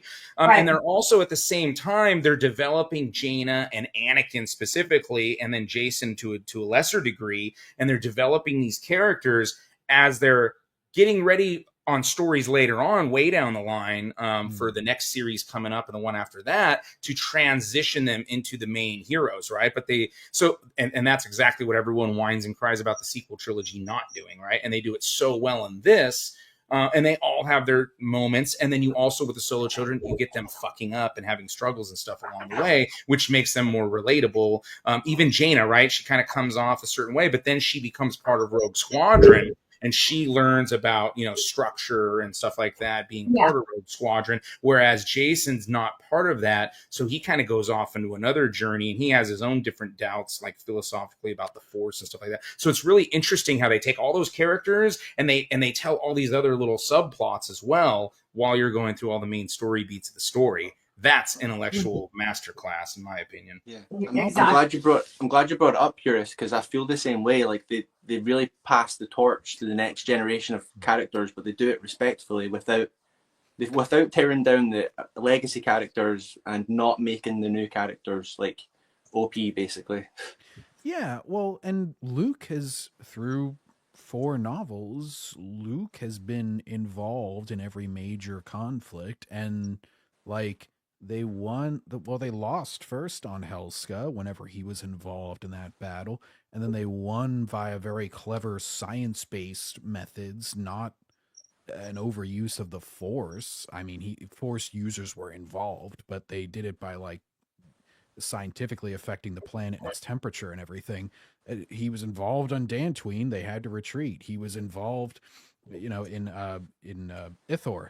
And they lost there. It's like he's not just some solve all problem, and they put limits on his power. But yeah, exactly what Scran said. They respect him. Like I remember him walking through the camp on Dantooine, and like all the New Republic commandos and stuff, and all the refugees get heartened by, because he's almost like a, you know, obviously it's a big galaxy and there's only 100 Jedi. They don't see a lot of that, and they see like their little kids are training with like doing fake lightsaber battles and stuff, and they like see a Jedi and they're like, holy shit, like that's the guy that blew up the Death Star. Right. Yeah, it's crazy. We're gonna do one more super, and then I'm gonna add one thing after the super, and then we're gonna transition over to Scran's panel because he put together a panel for everybody. That's going to be pretty freaking awesome. And I appreciate both of you guys jumping on here with us as well.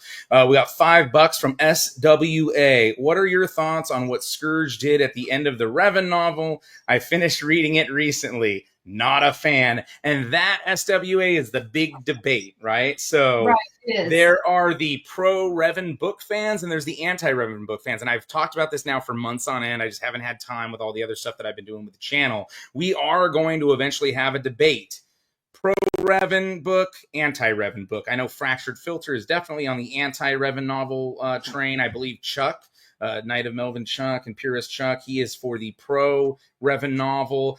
I haven't completed SWTOR, played the expansion packs for SWTOR, you know what I'm saying? So just what I know, because you have KOTOR, KOTOR 2, and then the Revan novel followed by SWTOR, right? That's like your chain of events. I've played the 2 games and I've done the Revan novel. I have no problem at all. I feel like it's Mitra Surik simps that have a problem with it. I don't. The cool thing about the Old Republic is they almost all of them have very unique endings. Like there's not this cookie cutter ending to any of the books that I can remember reading for the Old Republic. They're very different. Like the Malgus ending on Deceived is pretty fucking cool, dude. It's not just this regular point A to B to C, boom, there's your ending. It's another Star Wars story, right? So again, the same thing all the haters say, they need to be more creative with Star Wars. Yeah, it was already done. It was done in the expanded universe, especially in the Old Republic. But yeah, I have no problem with the ending of the Revan novel and what happens between Vitiate and Revan. But again, I don't have full context because I haven't done all. I have a pretty good gist. But again, you can't make a decision based off word of mouth kind of stuff. That would be like believing Vector Prime's bad because of a moon and Chewie and all that. So until I actually consume that part of the SWTOR media, I'll kind of hold. So I'm going to play referee on that eventually when we have that on my channel. But that and I'm in the same nerd debate for sure. Yeah, I'm in the same, same with you, Purist. I only have the book knowledge. I don't have the game knowledge. And so because I don't have the game knowledge, I know that games, how you play, that not necessarily is how the story, was. And how I see it, like I said, I'm just going off of what I know about the games and stuff, like how they're constructed. Everybody has their preference of what they like to play in the game, right? So some of them build their own headcanon pertaining to what the ending should be as well. And so that's one thing, maybe a topic you can bring up in that debate is like, are you going off the headcanon off of your preferred ending? Oh yeah, we're gonna deep dive it. Look, yeah, OG, exactly. I slaughtered the Gungans in the episode 1 game as Obi-Wan, and that is what happened in the canon, I swear. Whenever they need to get Jar Jar out of jail, he just kills women, children, all the Gungans. Obi-Wan is a murderer. So I'm going to bring up one more point, and then we're going to let Scran do his panel, and I'll ask you guys about this as well. I think one thing that NJO does a great job of, especially in this time and era that we live in, right? You have mutual respect by Mara Jade and Luke Skywalker, Corran Horn and Mirax. You have all these male and female, modern, traditional marriage, respect for each other, shit that you do not get in modern media anymore. And it's very refreshing and good to see. You know what I'm saying? Like Mara acts like a woman. Yeah, she's badass. She's strong. She spars with Corran Horn, and that's really cool. She takes on the first Yuuzhan Vong, like by a Jedi in the beginning, like midpoint of Vector Prime, right? But at the same time, she's still very feminine, and she's still like a wife, and she's not like one-upping and doing these gotcha shit to Luke Skywalker. And again, you have that respect with Corran and his wife, and it happens thematically like all throughout the series too. You know what I'm saying? Right. So it's back before we got into this modern, postmodern bullshit that we get today. It's amazingly different. Like the scene that she has with Luke, whenever she's like, I forget what the exact quote is. I took it down whenever we were going over the book, but it was basically like, time with my husband is like the best gift in the universe, basically, before the one battle. Basically saying like she needs to be with him just for like a few hours and stuff, and they're ribbing each other and everything, but it's like, yeah, it is jarring going back to something even as late as like early 2000s, late 90s, where you're like, oh, this is nice. It's nice to have a mutually respectful and like loving relationship rather than sarcastic quip, you're lucky to have me. Yeah, it's weird that these books are full of action, but it's those chapters that you tend to get really indulged in, right? The conversations between lovers and stuff like that. Mm-hmm. Yeah, I totally agree. And that we get that, even though right now in this part, and we'll finish off with this, this part where Han is like mourning, deep mourning over Chewie and stuff like that. You could, and how he is estranged from his family and stuff because of that, and he's on his own purposeful mission, and how everything ties in with that.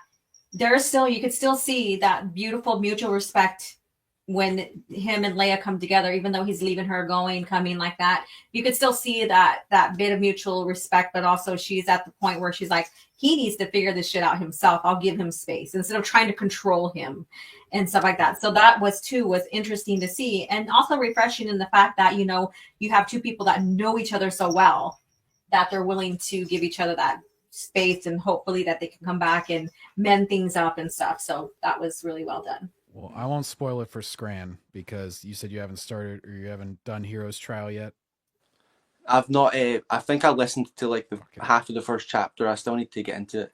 It's Han centric. That's not really a spoiler. That's just giving the general vibe of the book, and there's some great moments with Han. That's as vague. I'll be intentionally very vague because there's some really great moments with Han in that are awesome. Equally emotional to the ones I've talked about.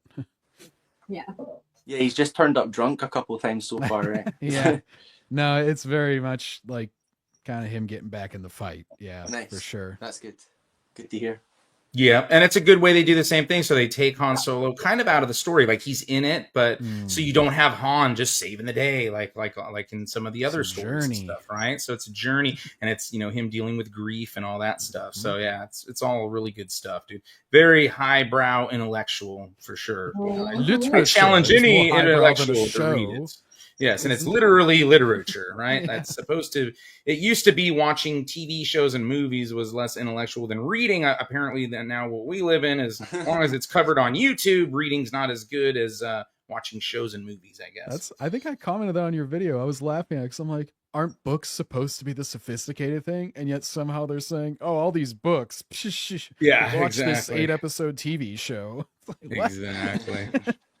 All right, so we're gonna jump out for a little bit. We're gonna let Scran do his panel, and then me and Allura will kind of come back in, and then do some like Q&A with Scran in the chat, stuff like that, and then we will proceed. So I will give the floor to Scran. Thanks again for being here, John. You know, we can maybe jump in to wrap up. We'll kind of see how we're doing on time. We can't do 2 5-hour streams in a row. No.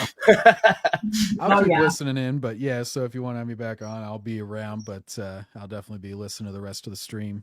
Awesome, man. And I'm glad. Thanks again for supporting this channel, my channel, and Laura's channel, and everybody. And I appreciate, and I'm glad that you got into it and that you're enjoying like real Star Wars, man. That at the end of the day is like the most important to me. Like that's what gotta up the pace. Working on the Hero's Trial editing right now, but yeah, I'd probably be done with the series, but I got to go back, review it, prep the visual stuff for the people that, you know, need some visuals to be able to follow along. So, you know, and I like to try to do high production on mine. That way, you know, we're not kind of having dead silence and stuff. I try to, I don't like to do notes the first time I'm rereading because you get so like captivated with it, like to stop and like take notes every 5 seconds, like that makes it not fun. So I like to reread it and then I go back and redo notes later. Probably double work for myself, but whatever. So anyways, all right, Scran, the floor is yours, buddy. And present, you're going to want to click to present and all that. I think you said you had some slides and then Melvin can approve it or whatever, because I know. Yeah, I'm an amateur. I've got it here. You're all good. You don't have to worry about it. Awesome. All right, man. You're doing great then. Have a good one, buddy. Right, folks. I'll not take up too much of your time. I've got about 30 minutes, give or take. Welcome to the Cannon Bomb panel. If you're unfamiliar, I'm Star Wars Scran. My channel focuses on my journey discovering the Star Wars Expanded Universe and sharing what I learn with others. The channel also debunks misconceptions and misinformation spread about the history of the franchise, and I endeavor to accompany other channels that I admire, like yours truly, in preserving the real, true, original lore canon and continuity of George Lucas era Star Wars. And it's honestly a privilege to be involved here today. I want to thank Darth Melvin and the other members of the Gatekeepers Alliance for just letting me be involved and get and participate in some capacity. And obviously, thanks to everyone in chat as well for supporting the stream. So yeah, make sure you subscribe to everyone on the panel and everyone in the Gatekeepers Alliance. So now we've got the introduction out of the way. Grab yourselves a beverage. We're going to be chilling for the next half hour. Get yourself some Karelian whiskey or some Caf, wherever you are in the world, whatever suits you. So yeah, as you know, last year Disney didn't think it was worth their time to celebrate Star Wars at all, and then this year they made a rather authentic attempt in Japan. They've got nothing to celebrate, right? But we do. We're here celebrating real Star Wars, which is generational and timeless. So we're going to be focusing on the carefully maintained continuity of the Star Wars saga, as it has been a major draw for fans for decades and one of the company's greatest accomplishments. Even though fake fans are out there and they're going to lie and say that it was a mess, so many contradictions, try reading more than one book and you'll know that's fake news. So before we get into it, sorry, I just wanted to state, everyone that subs to my channel knows that I'm an amateur and I'm clueless. So I'm in the process of upgrading my setup, so please excuse the loss of production value and professionalism. But be assured the research and information is sound, so you'll hopefully learn something and be entertained at least. Yeah, and as for the Disney shells, you might learn something as well, so peel your ears open. I had an intro segment about the Disney acquisition and betrayal of George Lucas, but obviously we're short in time, and I'm rambling on, wasting time already. But basically, long story short, they promised to respect and honor George's characters and creation, which we all know hasn't happened, and they didn't use his story treatments, and basically he felt disappointed and betrayed by them. So we'll take a little moment to listen to what George Lucas thinks about Disney Star Wars, for anyone that's not aware. It'll give me a chance to go off and explore my own interests at the same time. Feel completely confident that Disney, will take good care of the franchise I've built. I had the story treatments or outlines, and we were working on scripts. Disney, who was a little nervous. There's one of the issues was the first three movies had all kinds of issues. They looked at the stories and they said, we want to make something for the fans. So I said, all I want to do is tell a story of what happened. It started here and it went there. It's all about generations, and it's about, the issues of fathers and sons and grandfathers, and it's a family soap opera. It's all about family problems and that kind. It's not about spaceships. They decided they didn't want to use those stories. They said they were going to go do their own thing, and so I decided, fine. But basically, I'm not going to try to. They weren't that keen to have me involved anyway. But at the same time, I said I'm not going to. If I get in there, I'm just going to cause trouble because they're not going to do what I want them to do. So. And I don't have the control to do that anymore, and all I would do is muck everything up. So I said, okay, I will go my way, and I'll let them go their way. You have to put it behind you, and it's a very, very, very hard thing to do. But you have to just cut it off and say, okay, end the ball game. I got to move on. And everything in your body says, don't, you can't. And these are my kids, all the Star Wars films. I love them. I created them. I'm very intimately involved in them, and obviously And you sold them. I sold them to the white slavers that take these things and Okay, but they felt they knew, they wanted to do a retro movie. I don't like that. Every movie I work very hard to make them different. The ones that I sold to Disney and everything, they came up to the decision that they didn't really want to do those, so they made it their own. So it's not the ones that I originally wrote. I've kind of lost control of Star Wars, so it's going off in a different path than what I intended. But the first six are very much mine and my philosophy. And I think that philosophy sort of goes beyond any particular time, because it's based on history, it's based on philosophy, it's based on a lot of things the Force. Nobody understood the Force. Nobody, what they do is, and then they started other ones when I sold the company. And they, a lot of those ideas were in there. Some got lost. Right, folks. So a little bit long-winded, but you get the idea. George Lucas is not a fan of Disney Star Wars, and he's been saying it from the start. So obviously they had no problem discarding his treatments. So what else would they ignore? Well,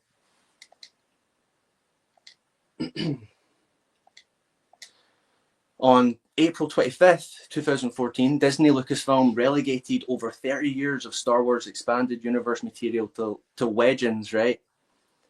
They said only the 6 movies and Dave Filoni's Clone Wars would remain.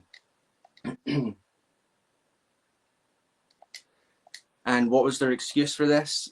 Well, basically, their sequels would not follow the storyline of the EU to give full creative freedom, and they promised that all the tie-in material would be part of one continuity, or as they like to phrase it, you can see it there, new canon. People like to use the Disney statement and say they never decanonized anything. Well, they're using terminology like that. So if they've got their new canon, what came before? It was the canon. And yeah, it's another lie that would all be cohesive, right? Because all they've done since then is cherry pick from the EU and completely change it from what it was intended to be, as you'll see here.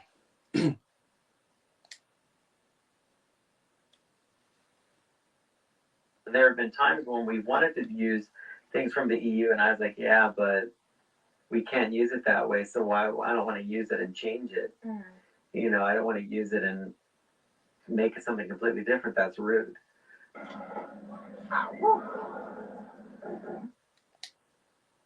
How rude. Can you... Messed it up. Right, so the irrelevant Disney Lucasfilm Story Group was formed to maintain the new canon to avoid contradictions. And here Pablo the Troll Hidalgo will explain. Summarize very quickly, just for those that don't know, what exactly the Story Group is and what that means to the continuity of Star Wars. Well, there's a lot that goes into it, and I know fans are particularly interested on the continuity angle of it all. Yeah, the canon. But that's legacy. That's only really one part of it. It's basically a group set up by Kathy Kennedy that's basically in charge of overseeing story development in multimedia going forward. Real transmedia stuff that we've never been able to do before. Because in the past, we've had one camp that was making the films and another camp that was doing the publishing and the licensing and the published fiction. So now by putting them together, we're able to be a lot more coherent, a lot more cohesive, a lot more connected in our stories going forward. Right. So, on top of that, John Jackson Miller, who you might know wrote the Kenobi novel, he explained that the job of the Story Group was already in place before the acquisition. I had a conference call with what turned out to be the Lucasfilm Story Group as this book is developing, and then I'm 2/3 of the way through, and they say, "Hey, we need you to come out to Lucasfilm because you're going to end up doing a video with." As it turned out, Timothy Zahn was there, and we ended up doing a video about declaring everything prior to A New Dawn Legends, and everything forward is part of the Lucasfilm Story Group era, so to speak. But basically, what it means now is that there are people in the story group that have an eye on everything that is going on in other parts of the franchise, films, TV, other things, toys, action figure, the backs of the cards, even the video games. They have all these things that they're aware of, and so they can actually cue us into opportunities and things to avoid. And that is something that did happen before. But this is a little bit more structured, I would say. So lastly on that point, Timothy Zahn explained that the story group does not have to be listened to. Crazy. They become people that are just making sure everything is. Librarians, I like that. They don't have to be listened to. Apparently the movie makers get to do whatever they want to. We novelists, and then they got to figure it out. and then they've got to kind of spackle it, whatever. So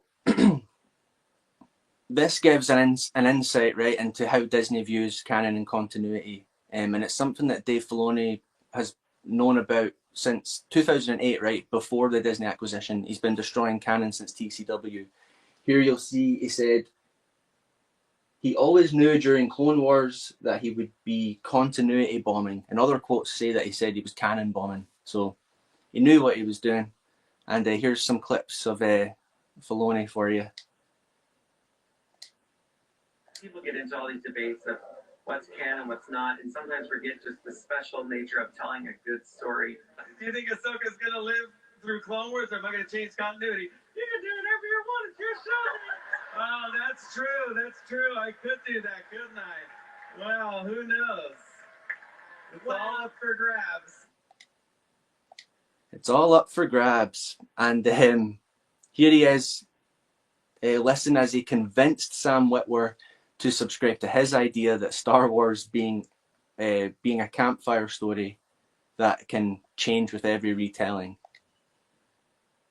Dave Filoni and I once had this argument that educated me greatly, because I was all concerned. There was this thing I was recording as Darth Maul for this audiobook, and it wasn't, strictly speaking, consistent with something we did in Clone Wars.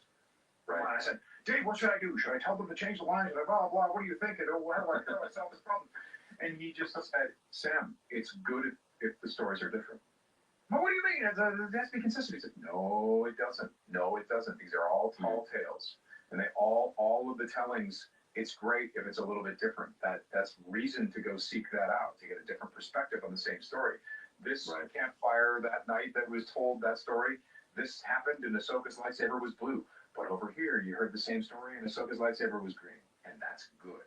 And when I thought about what he said, I'm like, he's right. Yeah, that's not how you create a make-believe universe, right? And this next clip is for the Gilroy Goobers in the chat, those that think they're that sophisticated because Andor doesn't use lightsabers and pew pew. Everyone that reads novels doesn't understand how to criticize media, you know. So here's how your hero Tony Gilroy thinks about adhering to canon. And you talk about canon. I mean, canon doesn't. I usually try to deal with it, and I'm really sympathetic and into it. I was annoyed to find out that somebody had, in the interim between Rogue and that, had written an origin story for K2. It's like, no, I'm not paying attention to that. We're not doing it. We're not paying attention to canon, guys. We're just going to do whatever we want. That's like what we were talking about with the panel in the beginning. So just like they're consumers, they only care about what's on screen. So I'll pose the question to any Disney fans that might be lurking in the chat, right? If you're investing in this stuff, just like the original EU fans did for decades, they spent lots of time and money on this stuff, right? They were invested. And then Disney comes out and says, none of this stuff counts. And they're doing that again with their own continuity. Like, how does that not enrage you? Like, why would you want to keep supporting a company that treats your fandom like that doesn't care about you, basically? So the EU enhanced and complemented the movies, George's movies, whereas Disney's EU, if you can even call it that, explains their movies and shows. And now they can't even rely on that. It's hilarious. And as the chief creative officer, Dave Filoni is signing off on all this stuff that directly contradicts his own work. Because I think Star Wars works best when it's a total community. I don't get into this debate of what's better than what. I don't care. I like it all. I like all the people in it, and I like all the fans. That's just not a feeling. I like it all. I like it all. I like it all. I like it all.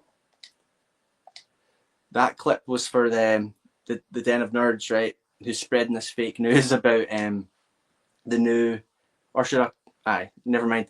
Spreading the fake news about the new Civil War, right? Civil War 2. Dave Filoni hates Andor, and he's gonna take over Lucasfilm, right? The guy loves all of it. He loves Rey. He helped destroy Luke Skywalker in The Last Jedi. He's in on all of it.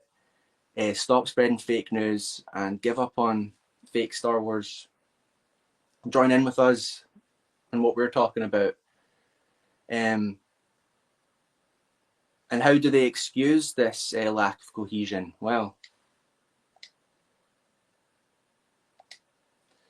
Kathleen Kennedy, for one, said that the EU deviated from George's vision while also saying that they had no source material. That sounds like a bit of a lie.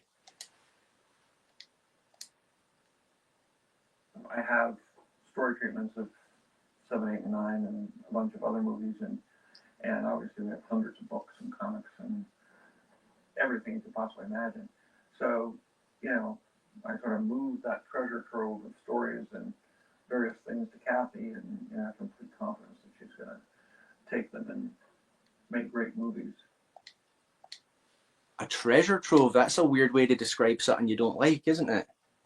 And he totally intended for those to be turned into movies, basically. They also spread the misconception that the expanded universe was never considered canon.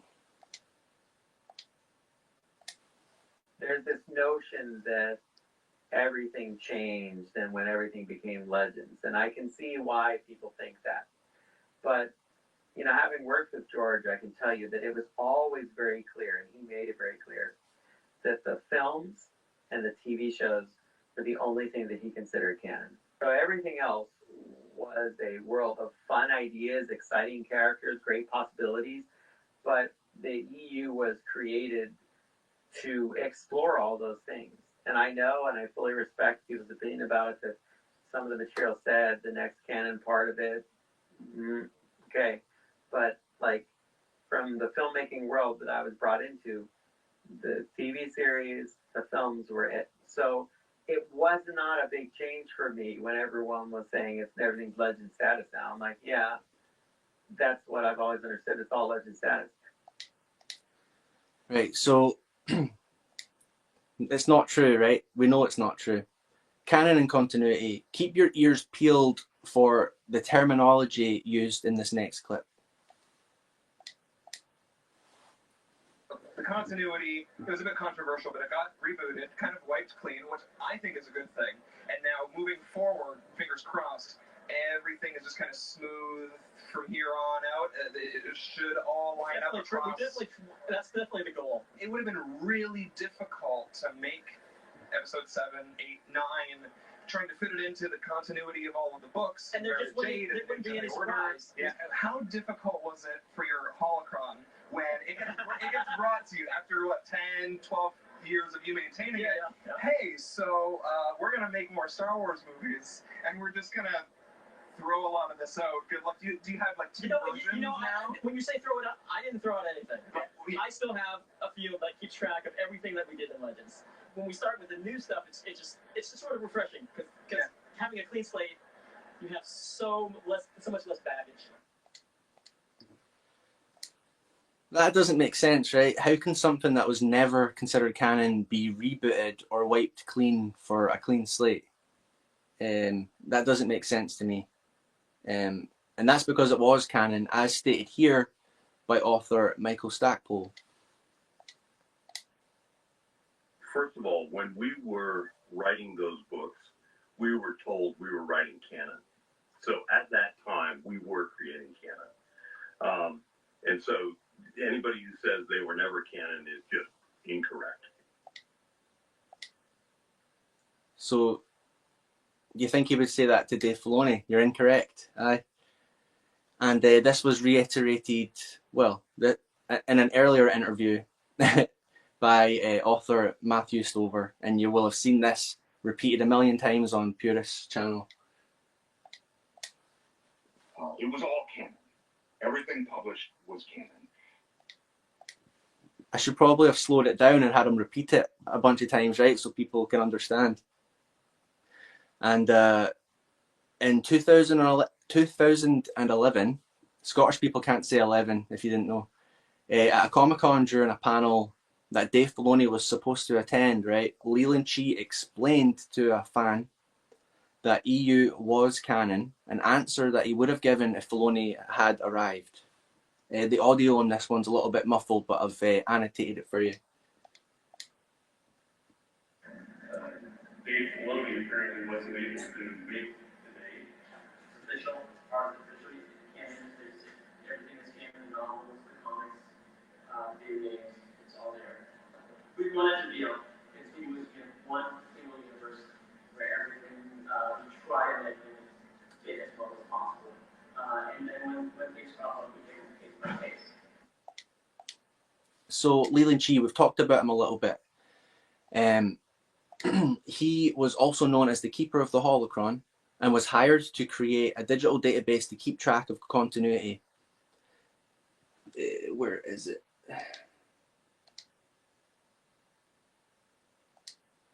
And he benefited from the earlier work of people like Sue Stoney and others who had been maintaining the Star Wars timeline since the early 90s, basically, and probably prior, utilizing black binders referred to as Bibles.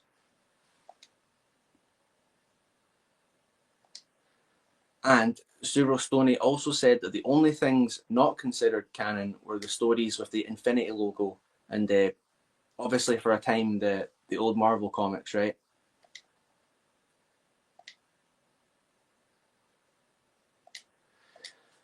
Leland Chee also created the hierarchy of canon tier system, which people like to say is proof that none of it was canon. It's a tier system,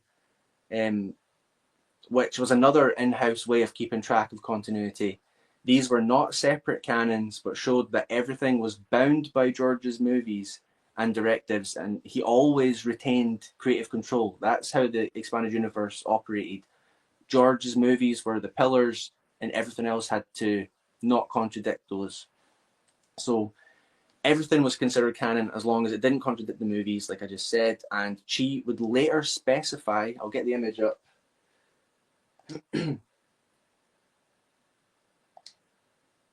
He would later specify, I've lost my place here, sorry. Yeah, Chee would later specify in reply to the infamous Starlog and Cinescape quotes that EU haters like to take out of context, that it was all bound by George.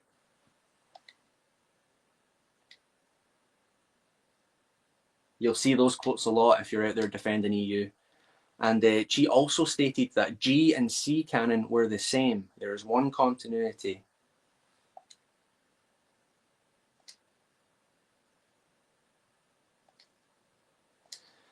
He also stated that Star Wars had proven to be one singular universe, with the expanded universe serving as an extension of the same universe as the movies. And then what's the last thing he said here? This is tied to Chewbacca's death, right? He said Star Wars does not reboot, and that's something that Timothy Zahn also said before he turned his back on the EU. Next, Howard Rothman, who was the head of Lucas licensing, had this to say about the expanded universe and how George relied on the licensing to expand on his movies. George has been quoted, he said the three pillars of Star Wars are himself, you, meaning marketing, and the fans. Does your role with Lucasfilm licensing really require you to create Star Wars canon and fill in the blanks for George? How does that all work? What that meant was that, George is well in control of the movies and the TV shows, and that's his world. So he calls himself the father, and the world outside of that is way too big for him to personally supervise, and he's entrusted that to me, and he calls me the son in that holy trilogy. Side note, if anyone wants any of these sources, they're all on my channel, or you can hit me up on X and I'll send them to you. Really useful resources. And this, what Rothman was talking about, this is something that Dave Filoni also admitted during the recent fake Star Wars celebration. So the past decade he's been lying about EU not being canon. He was very much aware of how it operated. So here's the evidence of that. And something I vividly remember in that period was I would see The Phantom Menace, but then there were all of the books and all of the games and all of the things surrounding it related to that. And you could like be with all that other material all the way up to Attack the Clones. Then we'd go watch that movie together, and then we'd go back and you'd get all the more books and all the more games, all things. And so there's a massive community around it, all kind of generated towards the same thing. And I'm very interested in that, and I think it's something that the movie provides that big driver. And George understood that type of ecosystem for Star Wars, as it's not just it starts in the theater and then it trickles out everywhere in a wonderful way. There you have it, folks. George understood the ecosystem for Star Wars. All the books and comics and games, etc., all played into the movie releases, and it all counted. That's why people were so invested in it. So when George talks about different worlds, right, different worlds of Star Wars, he's not referring to different universes. He's referring to different mediums or areas of the company, movies, books, comics, like I just stated. And unlike fake Disney Star Wars, the expanded universe under George worked in tandem with him to create this epic story. And here's more evidence that George was aware of that. How many characters of that Star Wars family exist today? Well, today there's over 5,000 characters. It's very big, and we have lots of novels, lots of comic books, lots of games, and the movies and TV series, and there's a whole world of Star Wars now that didn't exist. So is there a book we could all buy so we can know where they were born, who their parents were, what their special powers are, what their neuroses? There's a lot of them. There's got to be at least 24 encyclopedias. A whole world of Star Wars. And then he's obviously talking about source books and stuff like that. Source books used to matter. I covered even the Revenge of the Sith visual dictionary last week. A lot of EU references in there. It was all tied together. So, where are we? Here we go. Got an image for you here. George stated that those who expand, that's up here, the people that expand the universe, let me just read it off here. I have my own world in movies, the people who expand this universe work for me, but I can't follow up on all they produce. And then he said, as a director, he can keep everything in line with the movies, but not the whole Star Wars universe. And this is why he entrusted others to do it for him.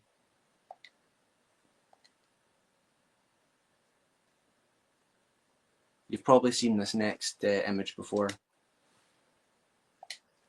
So in the 1997 re-release of Splinter of the Mind's Eye, that book's not canon, it has Luke and Leia as a couple and stuff, blah, blah, blah. As purists stated, it was released in case Empire Strikes Back was never made, right? So what did George Lucas have to say about the EU here? Let's just read it off the screen. He said, after Star Wars was released, it became apparent that my story, however many films it took to tell, was only one of thousands that could be told about the characters who inhabit its galaxy. But these were not stories I was destined to tell. Instead, they would spring from the imagination of other writers inspired by the glimpse of a galaxy that Star Wars provided. Today, it is an amazing, if unexpected, legacy of Star Wars that so many gifted writers are contributing new stories to the saga. There you go, from George Lucas himself. And then at the Tribeca Film Festival in 2015, just before the release of The Force Awakens, Lucas said the original saga was about the father, the children, and the grandchildren, referring to his time working on the New Jedi Order series.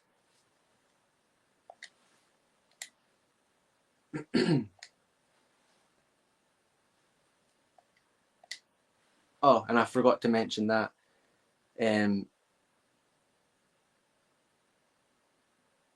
this was when George was asked about sequels. He said, whatever it is that happens afterward, that isn't the core Star Wars story that I like to tell. He said, there really isn't any story to tell there. It's been covered in the books and video games and comic books, which is things that I find incredibly creative. So it's all been covered. It's all been covered in the expanded universe as far as he's concerned. Yeah, there's the. Oh, we missed it. That quote there. When licensing approached George to make novels, he told them to make sequels. He specifically said, make sequels because I'm not going to make them, okay? So just reiterating this point I'm trying to make. They've, you know, the original saga was about the father, the children, and the grandchildren. And I mean, that's not a secret to anybody. It's even in the novels and everything. The saga was about the grandchildren. There was no grandchildren in the movies. What are you talking about, George? And so basically maintaining continuity was a big challenge, but proved to be one of the company's greatest successes. And I'm going to turn the screen down a little bit because for some reason this clip's really loud. This is Howard Rothman. Star Wars is a mythology. It's story-driven. Our hunch was that what people really craved was to carry the story forward. And the easiest way to test the waters was through books. And to everyone's surprise, it went to #1 on the New York Times bestseller list and stayed on the list for 19 weeks. So we continued. And we knew that to have all these different writers writing new stories in different media, we had to lay down some ground rules. And the most important rule was something called continuity. All these stories had to be consistent with the movies, but also consistent with each other. Otherwise, the integrity of the mythology would be stripped away. The integrity of the mythology would be stripped away. Thanks for bearing with me, guys. I know these sources are a bit jarring maybe with the setup I've got going here, but hopefully the message is getting across. Lastly, on the point of continuity, I'd like to read a quote from Star Wars Insider. And this is something that Disney should take a hint from, right? It says, a great deal of attention and care has been put into fleshing out the Star Wars universe because fans are sophisticated and demand a cohesive approach. The Star Wars universe is unique and each story builds upon the last and leads into the next. So imagine that. Star Wars fans are sophisticated. This was before Andor was a thing. And Andor is the greatest thing since the OT, right? It's better than the OT, PT, and EU. But the fans are sophisticated and demand a cohesive approach, which Tony Gilroy has stated he doesn't care about canon. So there's 2 points not to enjoy Andor, basically. And so that's the end of our sources, really. Next is the fun part to kind of bring us back. George Lucas and the expanded universe. What we got here. There, that looks good up there. So there's many more quotes out there, by the way, in sources of, you know, stressing the importance of continuity. These creatives really respected and the franchise and felt it was an honor for them to contribute to this mythology. And contrary to what fake fans say, George Lucas had a lot of involvement with the expanded universe. He not only authorized it, he approved it, contributed it to it. He approved, contributed, and utilized it. A lot of that involvement was reviewing story ideas and giving a simple yes or no. It's a common known fact that George is a visual creative and he enjoyed reading the comic books. Even Filoni stated that his favourite character from the comics was Quinlan Vos, who he requested not be killed off, and is also mentioned in the prequels. Revenge of the Sith, I believe. And another comic book character that he enjoyed was Aayla Secura, who he featured in the prequels as well. Using work from the comic world is what he said. In fact, George Lucas actually took dialogue from the comics, such as Padme's line when she said this war represents a failure to listen. He took that from one of the Republic comics, I believe. For Tales of the Jedi comics, anyone following Purist's channel, you've probably heard a lot about those. He explained what powers the Jedi could have because he wanted input in the ancient Jedi. He also told them to make Exar Kun a Dark Lord of the Sith and what they could do. And speaking of Exar Kun, George liked the double-edged lightsaber idea and gave it to Darth Maul in The Phantom Menace. Imagine that. Pretty cool. And in fact, his only rule was that they had to submit their ideas to him for final okay. Then the dreaded Dark Empire comics, right? It was George Lucas's idea, and he permitted them to make a clone of the Emperor. And it's obviously controversial, right? That book, that comic, those comics. But what a lot of people don't know is that they were the actual conclusion to the original Marvel Star Wars series. So you've kind of got, I'm not trying to spread fake news, to what I believe, there's kind of two continuities there. Kind of ends with Dark Empire, and then the new one's kind of rebooted with, was rebooted with Heir of the Empire, but obviously they took a lot of that stuff back and implemented it. And George also gave permission for Han and Leia to be married and have children. He said a backstory for Yoda was off limits. He also recommended Drew Struzan to do the artwork for Bantam. He's obviously famous for all the movie posters for Star Wars and Spielberg and stuff like that. For Heir of the Empire, George read the initial outline and forbid detailed reference to the Clone Wars, so it wouldn't affect his prequels. If this stuff didn't matter, why would he care? The book also established the planet Coruscant, which obviously George utilised in the prequels. He also borrowed Zan's concept of catching Force lightning on a lightsaber blade. And then after hitting #1 on the New York Times bestseller list, George personally thanked Zan for his contribution to the Star Wars universe. And that's what Zan said. And then for one of my favourite books, The Courtship of Princess Leia, author Dave Wolverton went through George and he signed off on each point, even saying, "Great work, can't wait to read it." George also gave him a list of powers that Luke could use, talking to animals through the Force and stuff like that. Michael Stackpole was told that he could not put a Mandalorian in Rogue Squadron. So his no's are just as important as his yeses at times, right? Why is he saying yes and no if these authors can just do whatever they want? When Kevin J. Anderson wanted to kill off a character in Darksaber, he had to explain the scene to George in person, who liked it and gave explicit permission. He personally read the outline for the Dark Fleet Crisis trilogy. So if Lucas frowns on a novel outline, it's not going to get greenlit. So none of these novels are getting added without his blessing. For the Han Solo trilogy, he told A.C. Crispin that she could not tell the story of Han and Chewie first meeting. He gave direction to the Shadows of the Empire, including an underworld crime syndicate that should be grounded in reality. And if you want evidence that the expanded universe is canon, buy the Shadows of the Empire source book, The Making of, I believe it's called.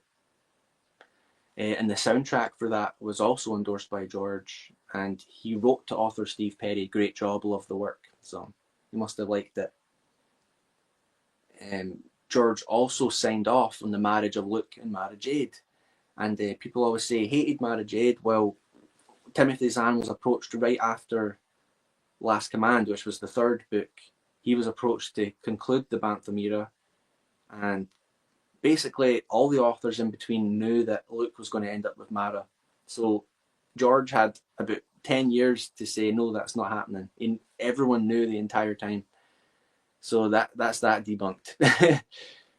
For the development of the new Jedi Order, which obviously we're all talking about, George was within arm's reach of James Luceno as he plotted the story. He was the one who said Jason Solo should be the main protagonist instead of Anakin, and that the villains could not be Sith.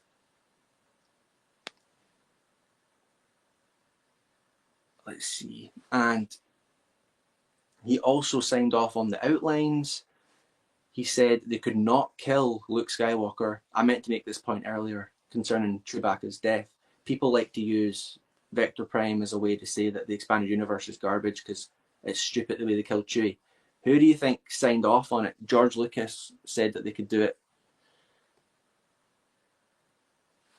And let's see, getting to the end of this segment, guys. George Lucas signed off on Chewie's death. George had quite a lot of involvement in the video game world as well. Most notably would be The Force Unleashed, where he was very involved in the development stage of the story ideas and the characters and things like that. And have you all seen the Ewok movies? Because don't turn your nose down at them. George often visited the set, he has writing credits, and he gave literal stamps of approval and even directed reshoots. So that's proper George Lucas Star Wars. For the Phantom Menace novel, George helped Teddy Brooks create Darth Bane in The Rule of Two. So actually creating expanded universe lore. For Cloak of Deception, he wanted James Luceno to write a political thriller, and that Palpatine and Sidious could not be, they had to be treated as separate characters, basically. All this stuff, right? It doesn't, like I'm saying, I'm going to keep reiterating this. If it doesn't count, they can do whatever they want. Why is he telling them what they can and can't do? It's so they don't impeach on what he wants to do. But he retains creative control, so if he does change something, they can retcon to make it work. For Darth Plagueis, Luceno had approval at the highest level. George gave directives through Howard Rothman, and George was the one that said Plagueis should be a Mun, or a Mun, however you want to say it. And then our last point here, while writing the Revenge of the Jedi novelization, Matthew Stover had meetings with George and spent hours talking about what he wanted the book to be like. George literally personally line edited the book and gave permission to add EU connections. So anything that's in that book is there because George wanted it in there. Stover also provided a questionnaire from Luceno, which George answered to help guide The Labyrinth of Evil, my favourite EU novel, which is the prequel to Revenge of the Sith, and part of his being commissioned for that story was to write a backstory for General Grievous, and obviously a cool tie-in is the chapters about Cato Nemoidia, which is referenced in Revenge of the Sith by Obi-Wan Kenobi. So these are just a handful of examples, so don't be gaslit by fake fans and their fake news that none of this stuff George had anything to do with, because he had his hand in all of it since the beginning.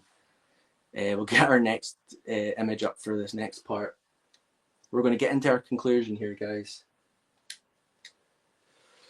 And so we have a lot of shills, fence riders, grifters out there spreading a lot of anti-EU rhetoric.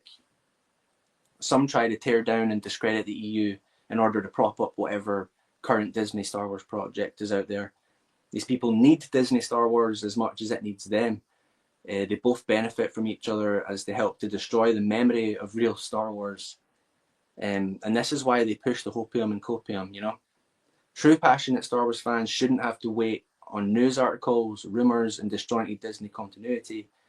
Personally, I get overwhelmed. You know, what book should I read next, or what game should I play? I should probably focus on completing KOTOR, right? They aren't Star Wars fans. They're either casual fans of the movies, or they want to be influencers and be part of the conversation. And basically, they're emboldened by their audience to give out their uninformed opinions. Apart from preemptively calling us everything under the sun, they say Legends was never canon, George wasn't involved, he didn't care about it, which we've just debunked tonight. They trash the EU after reading one or two books they didn't enjoy, and then they'll give Disney a million chances, which is insane. So long story short, they only care about what's on screen because it's effortless for them to consume. And then we'll just close out here, guys.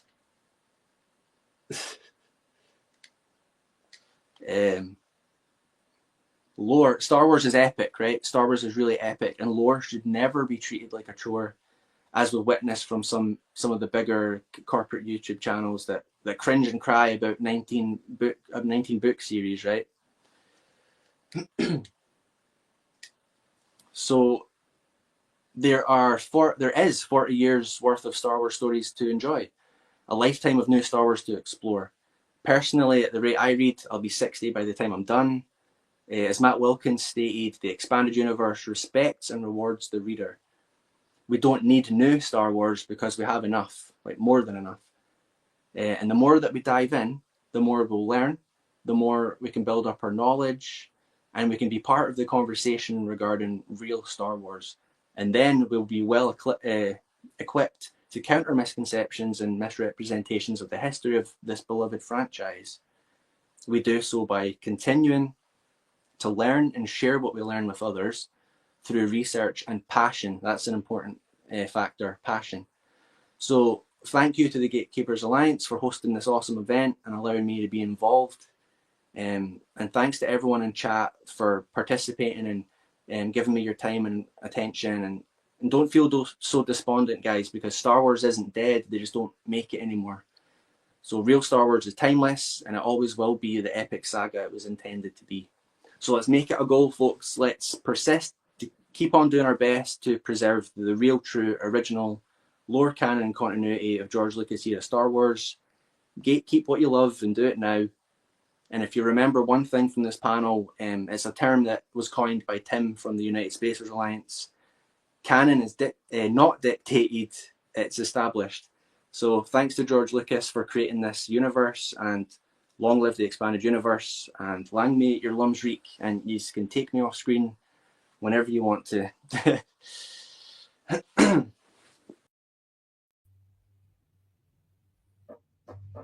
Well done, Scran. Thank you. I got a bone to pick with you, Scran. We've done more against the Disney than you could even dream of. You know, I did get my Disney Plus again for Mako Mermaids, even though it's on Netflix and all. But you know, we like to side with Disney shows to own the EU.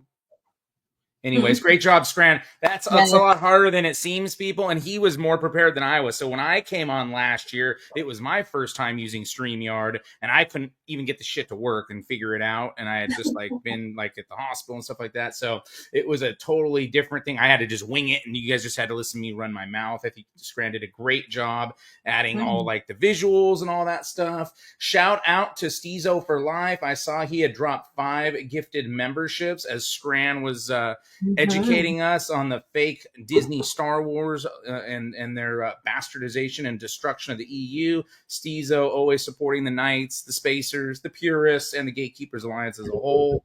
Good.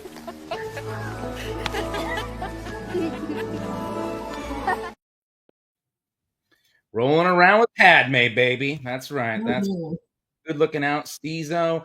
John Gets Gaming dropped a $2 super chat as well.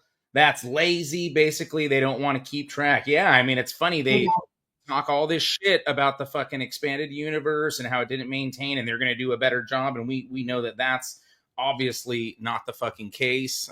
They've already destroyed that concept.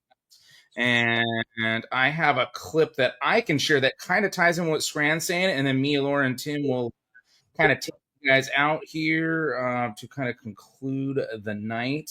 Let me get this quick. A friend of the channel on here. And then we also have Star Wars Normie even has some insight because of his love for Matt Stover. And then we have some from Stover himself and the Pete Fletzer nod of shame as Stover explains the canon that was and is the expanded universe. So if Melvin could drop that. All right, here we go. This kind of ties into exactly what Scran was talking about. Most of it very good, and considering all the material they had, it's wild how they were able to maintain continuity the way that they did. There have been more continuity errors in canon than in Disney Star Wars in a decade than there was in the EU in several, which is just fucking insane and pathetic, to be quite honest. Well, in the now Legends novel Luke Skywalker and the Shadows of Mindor, it explains the universally acknowledged story of Anakin's demise. This book was composed by Matthew Stover, who also wrote the Revenge of the Sith novelization. So we can assume this is an answer that George accepted. Then George accepted. I had a long talk with Mr. Lucas out at Skywalker Ranch about Revenge of the Sith. And I asked him a lot of questions. We spent a lot of time talking about Jedi and how he wanted the book to feel and stuff like that. And in those days there was none of this kind of canon wars stuff that came about later on. Right. It was all canon. Everything public was canon. Let me adjust my asshole uncomfortably in my seat. The reason they hired me was because of Shatterpoint. They thought I might have the right, be able to strike the tone they were looking for the kind of Greek tragedy The nod of shame finale, as they had conceived it at the time for the series. And so I thought, well, I've already written 2 books in the EU. Why not smile? Draw on the EU to kind of expand and inform the context of the story. Well, I think canon tiers are definitely back. Like the books and comics are canon. Pause. Here comes Melvin. Hold on. Here comes Melvin. Someone Until does we something different. Need them to not. Oh, Sexplained. Sexplained. Did he just validate the expanded universe? It's official. What's up, brother? How you doing, Tim? USA in Great. the house. The way that he sits in that chair, if you want to hit the J button and back it up 10 seconds, Who's it's Sexplained or Fletzer? he's sitting in the cuck chair, like right there, like just the way he's positioned. Talking Like about that's your Sexplained? standard cuck chair, Yeah. Sitting on Molly's BBC or what? Is that what's going Yeah, on here? yeah. Like right off camera, the BBC's waiting as soon as this stream ends when they're done. So He's got to waddle off set when they're done filming this shit. yeah. All right, here, we're almost done. Oh, Sexplained. Sexplained. Did he just validate the expanded universe? It's official. It's part of official canon. Everything is canon. The novels, the comics, video games. It's all there. Did George give you any feedback, any comments specifically on the book? Because again, you did such a really. Oh yeah, go ahead. Oh yeah. He actually, I did not interact with him Line item shit, specifically guys. after our meeting, but I got a line edit on my manuscript. I should say the manuscript because it's kind of our manuscript, right? I got a line edit that I was told by the powers that be at Lucasfilm Licensing was done personally by Mr. Lucas. He literally took out individual words that he didn't think were appropriate. Individual And words, guys. there are places where, for example, you will find actual dialogue from the movie in the book. That's because he put it in there. Okay. I asked him flat out in our I didn't meeting get the answer I wanted. if he wanted me Triggered to use chill. the dialogue from the film. And he told me flat out, do whatever you want, just make it good. But there are places where he wanted his words. And so there they are. Now, Jedi was a story that obviously is focused on Corinth, but it was a story I thought needed to be told no matter who the Jedi was. I thought we needed in the canon, a first-person Jedi story to show what it's like to learn how the Force works and to really allow you to feel what it is. What I find particularly interesting about your novel is how you have tied together the original trilogy and the prequel trilogy. How much license did Mr. Lucas give you to work with the expanded universe material? I asked him how much I could change, how much of his dialogue I had to use, and he said that as long as I didn't change the action, I didn't change the sense of the scenes, to change whatever you want, just make it good. It's like, guys, don't you understand? We do what we are asked to do, and we do it as best we can, but there is nothing that gets done in these books that is not approved at Lucasfilm. There we have it. What's going on, Tim? How you doing, brother? Hi, Tim.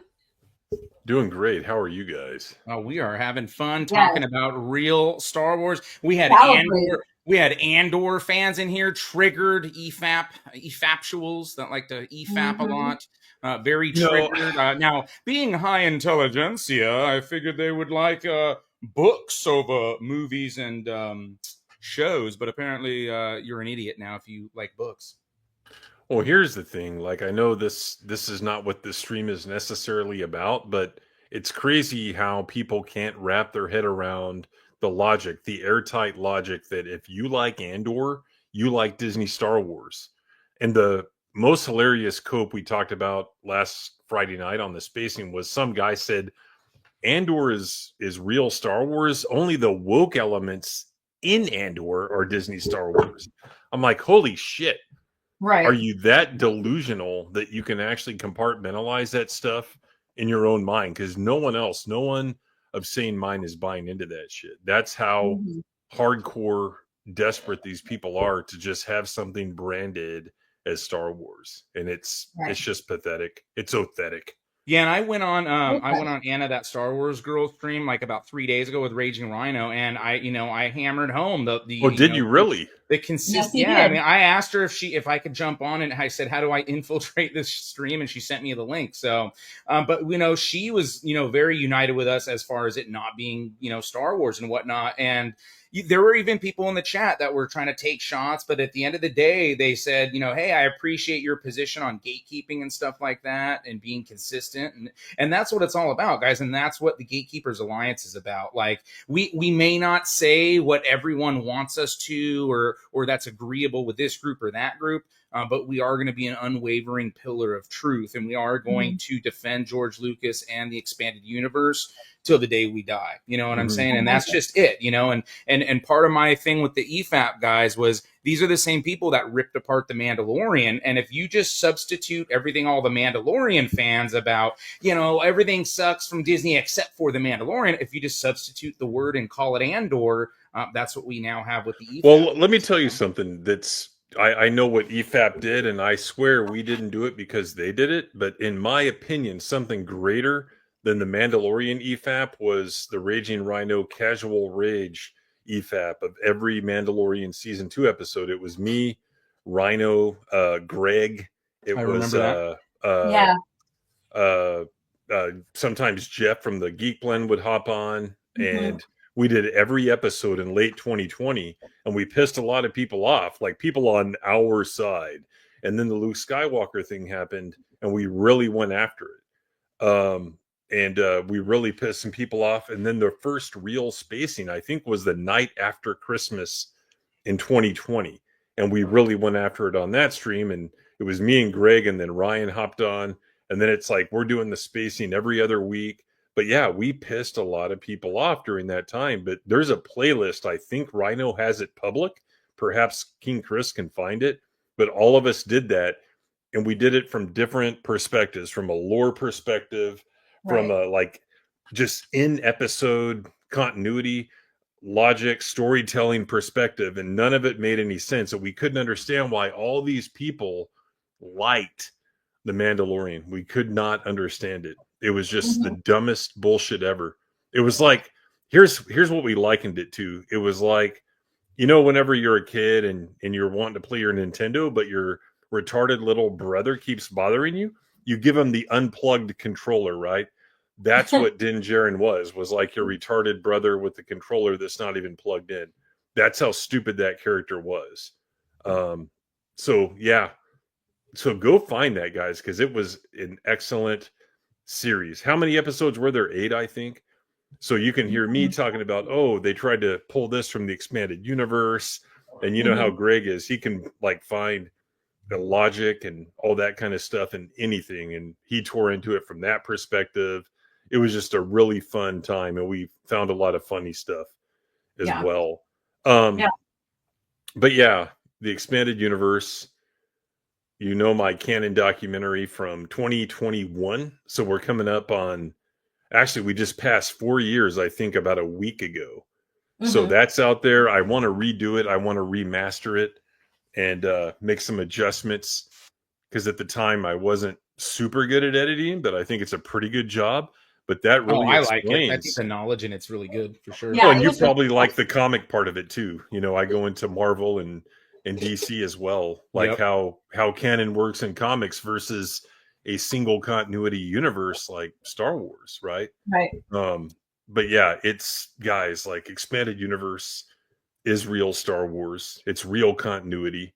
There's no argument against that we've not been able to debunk. Like, no one's been able to bring anything toward that. And if Right. you really get into the right frame of mind when you're watching original trilogy, prequel trilogy, expanded universe, and what does that even mean? It means everything, right? Like an expanded university, like my series, and I'm thinking about just making it its own channel. You've got the 4 pillars, right? You've got books, comics, and then you've got games, right? And then you've got everything else, reference books, and anything else they've created. Like, that's all expanded universe. Like, if you get into the right frame of mind, you can recapture that nostalgia that you got when you first got into Star Wars, whether you're my age, right, born in the late 70s, or if you were born in, I don't know, the late 80s and the Phantom Menace was the first thing you got into. You can recapture that if you compartmentalize and you just completely vilify Disney Star Wars. You got to just reject all of it to fully appreciate real Star Wars. That's my opinion. You can't be like, I don't know, what's that one guy's name? Nazi Servant Arc. You can't be that guy. Oh, I can like both. Or someone like Griff Trooper, who you apparently streamed with the other night. I assume he was on when you were on. Yep. Because I was going to EFAP that eventually whenever the spacing comes back, and I might still, but I hadn't realized you hopped on. I think Someone like that. well, I we're hopped going to on, like- appreciate both. Yeah. Mhm. Well, I don't I think he was didn't in the have that comments. position on. He didn't have that position on the stream. I know that for sure. So. Oh no. Oh yeah, and Pierce basically People like that will like, say what they listening- need to say. Yeah, and things that that Trooper guy had tweeted before, like some anti-EU, like edgy stuff or whatever, Pierce had brought up, and he's like agreeing with Pierce. And it's like, dude, you just don't know your talking points. You're just making talking points to fit the narrative at the time, you know. Yeah. So he has no stance, and that's what a lot of them are doing these days. They created a stance and say, oh yeah, I brought my channel up because I don't like what Disney was doing through the Disney trilogy and what they did to Luke, and then all of a sudden they're praising Andor. And it's like, Yeah, what yeah. are you going for here? What's your stance? Yeah, and I appreciate Anna having me on, and you could just tell, like, because I started breaking it down from lore perspectives, you know, retcons Mhm. to the X-wing and the TIE Fighter and TIE Fighter versus X-wing games that were used in like the first episode, and this and that. And she, like, towards the end of the stream, she's like, "Oh man, it's just exciting to like talk about real Star Wars with people and shit as we're shitting on Andor, you know." And that's what it's all about. So Yeah, I'd say in the last 90 days, I had an exchange with her. I had to tell her something on DM, like, hey, you should be aware of this. But I haven't streamed with her since like August of 2021. It's been and I haven't even, well, actually, I lie, because on Rhino's channel we did, but on her channel, it was like 4 years ago. It's been a long time, been a really long time. But here's something I want to make an analogy on. You know how everyone's out there talking about gray Jedi, whether you're for it or against it, right?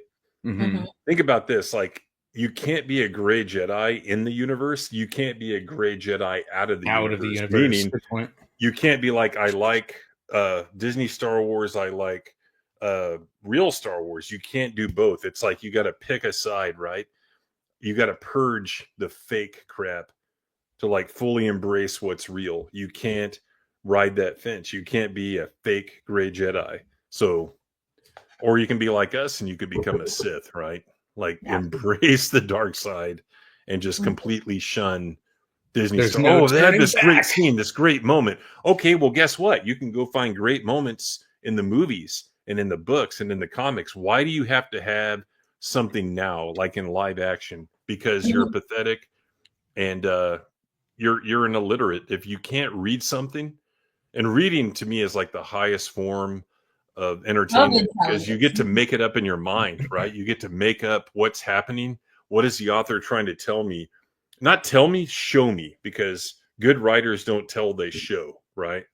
That's what I tried to do on NJO when we were doing Vector Prime. Like the first, when you get the Phillips, when Danny Quee's like going up and it breaks, like it goes through the glass and then it freaking evolves. I'm like, think if you will of like Terminator 2 or like The Abyss or something. So then when you paint that picture for people, it kind of helps, right? And then I did when Kip Duran's fucking ship's going out of thing. I did the Top Gun when you get caught in a jet wash, because that's basically essentially what happened to Kip, except it was head over tail, right?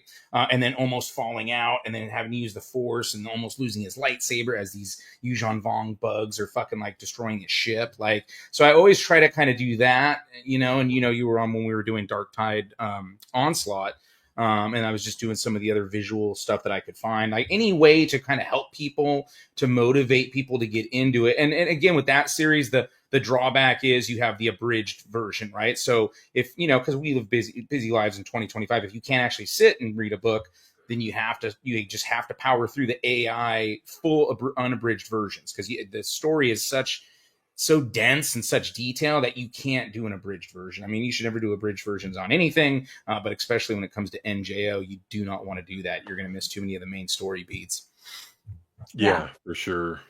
The purpose of this here EU part of our celebration is talking about how it began as well. And I know many of you guys have probably heard me talk about this. I know Tim and Pierce has, but the very first introduction to Star Wars towards fan was not the movie. It was the novelization. And the novelization, yes, it's the movie novelization, but also helped begin the EU, because the EU is where all the books, the comics, the games and stuff all lie. And that part of the multimedia project that Star Wars is. Star Wars is a multimedia project with one single historical timeline. And yes, they had to, over time, consolidate, make sure everything ran smoothly by, that evil word, retcon, or whatever.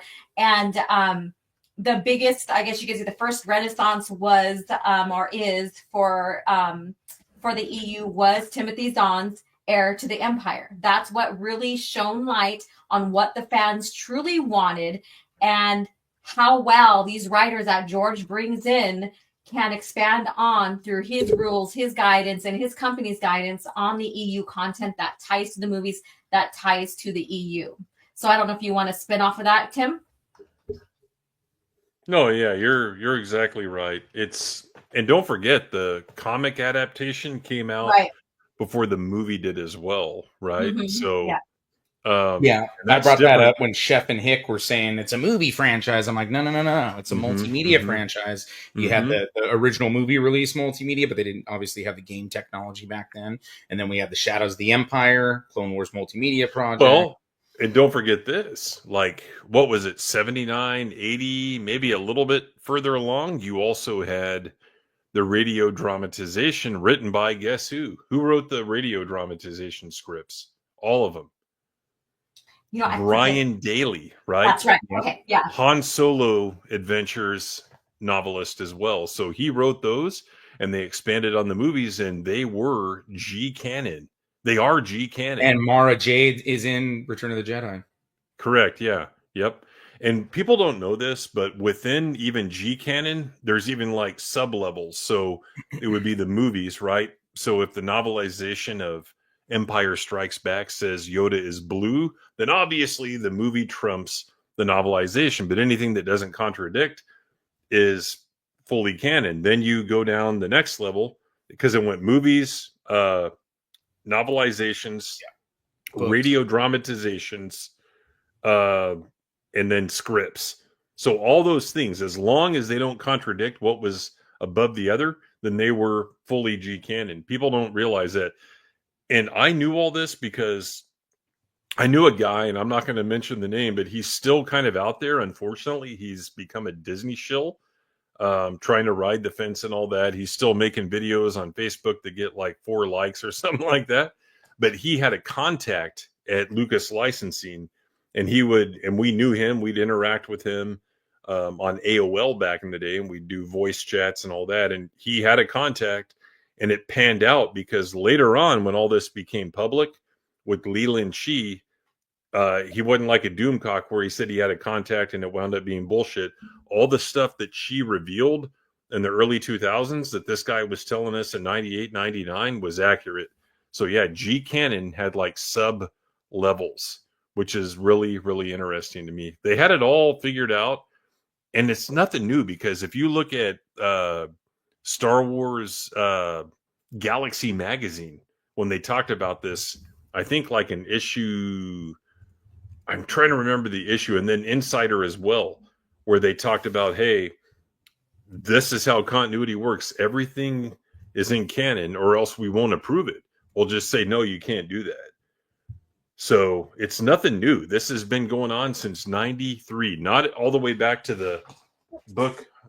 I'm wearing the shirt now. They didn't have it figured out because of some of the stuff that happened in Heir to the Empire. They decided, okay, we're going to like check everything because Zahn took it a little bit too far. And I asked that question at the continuity, whatever you call it, panel at Celebration 2 in 2002 in Indianapolis. I said, hey, did Lucas Licensing like this team? Because in that panel, it had Sue Rostoni was there, as well as the chick from Del Rey. And I said, hey, did you guys start doing that because of a lot of the stuff that happened in Heir to the Empire trilogy, where Zahn is mentioning specific dates and shit like that? And Pablo Hidalgo, who was emceeing the event, kind of cut in, and he basically said yes. So they decided around 93, hey, we're going to check everything. And if it's not part of continuity, we won't approve it. Like, we'll just say, no, you can't do that.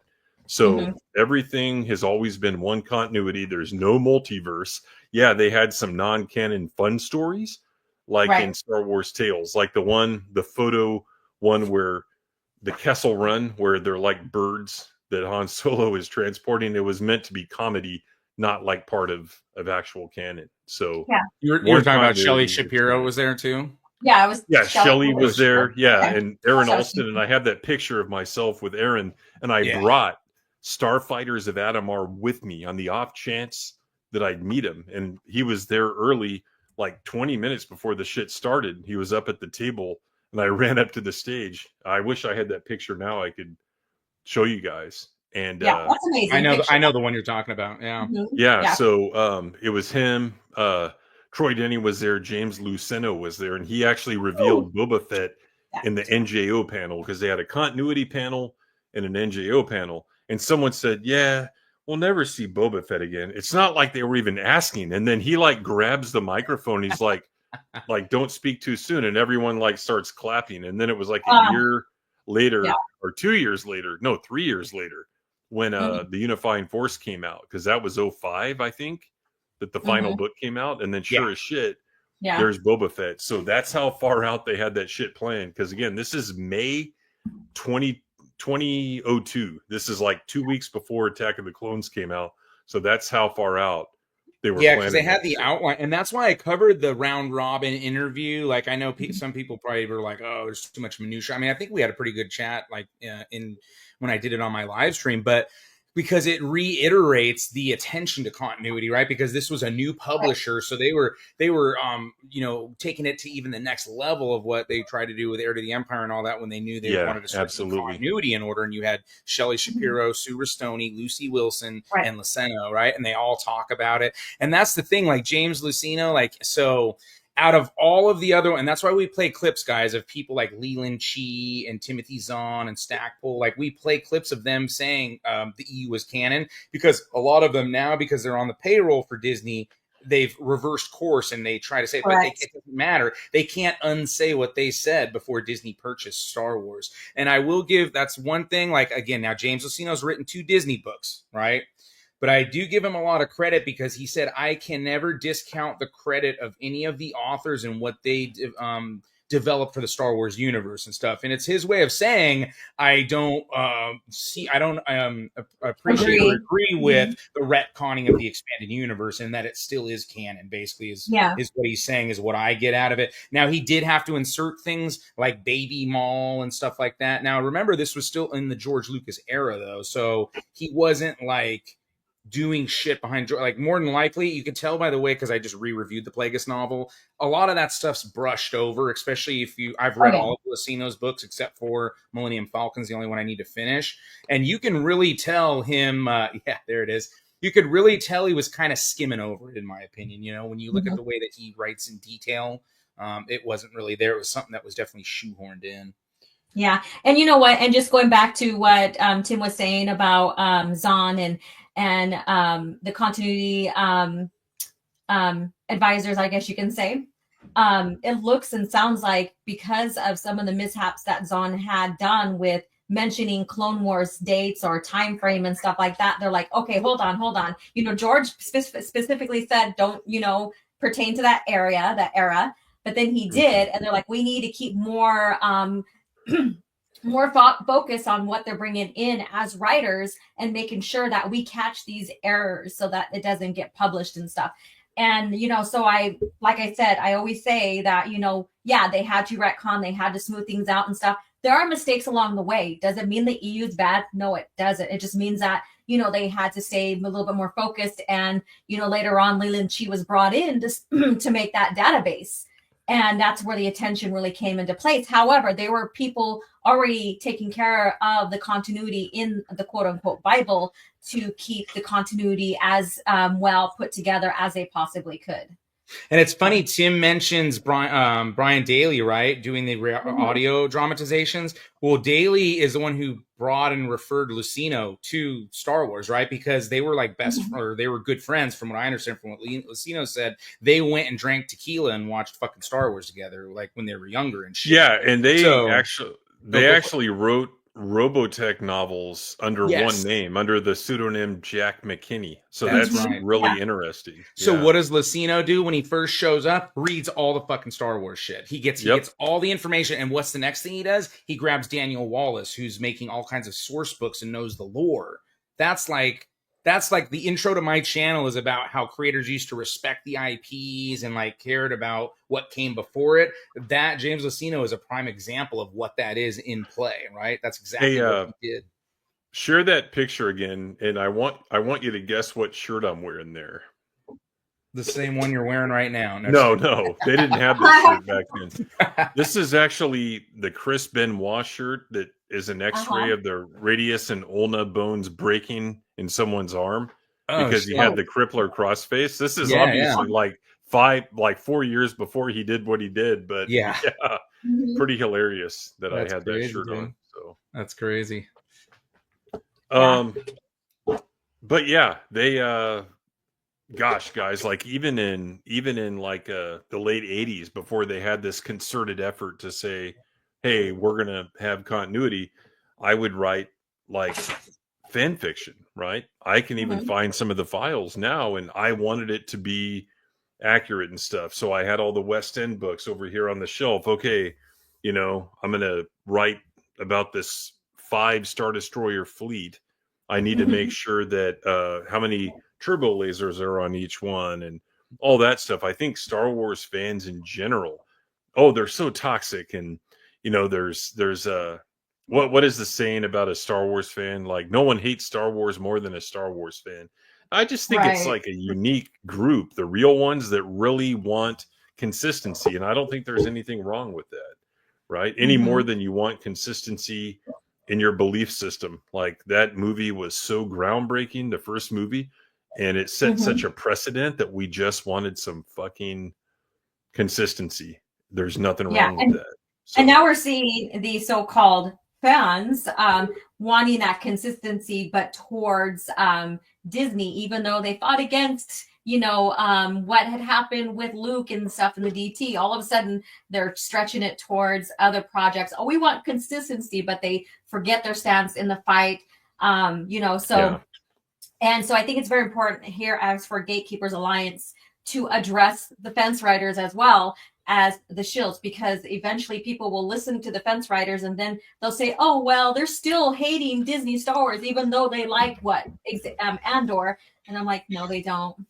Well, and a lot of them have more pull, right? Like, so they have a bigger audience. They'll review bomb your shit quicker because a lot of these Disney shows, like, nobody's watching. Like, nobody relevant enough or that isn't just lazy or doesn't give a fuck, like, is watching them, right? So it's more of a detriment, you know, especially when we start getting some wins, like even Star Wars Theory, like, didn't like The Acolyte, right? It's finally a Disney project he didn't like, you know? And it's like, you get that win and then, oh, Skeleton Crew, oh, it's about kids.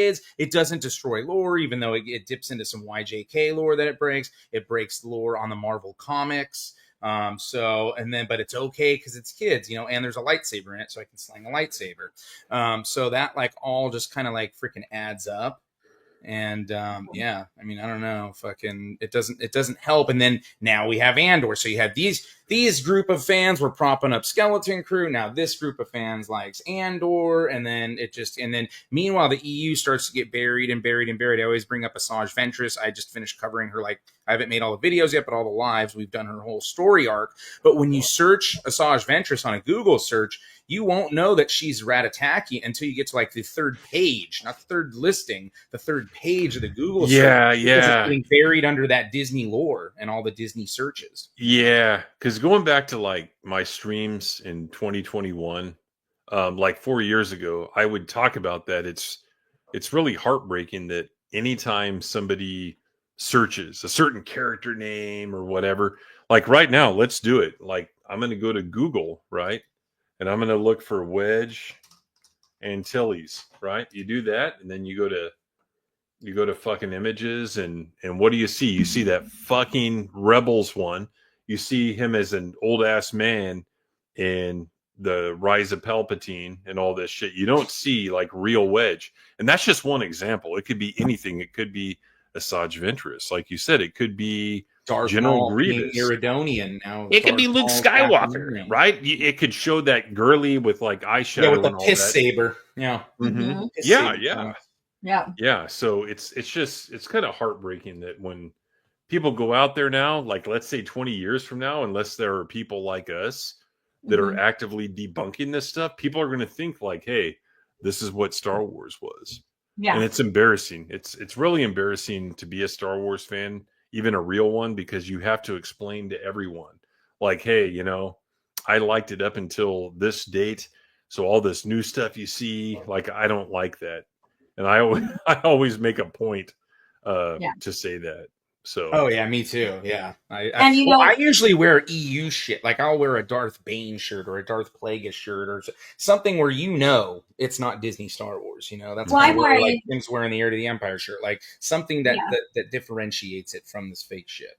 Right now, and I thought I was going to be on camera and decided not to, so I have my hair up in a messy bun and stuff. But I am wearing my twin son shirt, so maybe some people may not recognize the actual logo, but it is very Star Wars-y, I guess you could say, you know, but, you know, so it's always good. Myself, I had gotten a few friends to step away from Disney Star Wars, and one of them bought her husband bought her all the Legacy comics, and that he said it for her birthday. It was a pretty penny for some of them, but for her birthday, she got the Legacy comics from him and started reading, and now she's getting into the Republic comics. She's a very she loves reading, but she loves she's an artist too, so she loves the visuals too. So I recommended like Jan Ostrander as a comic artist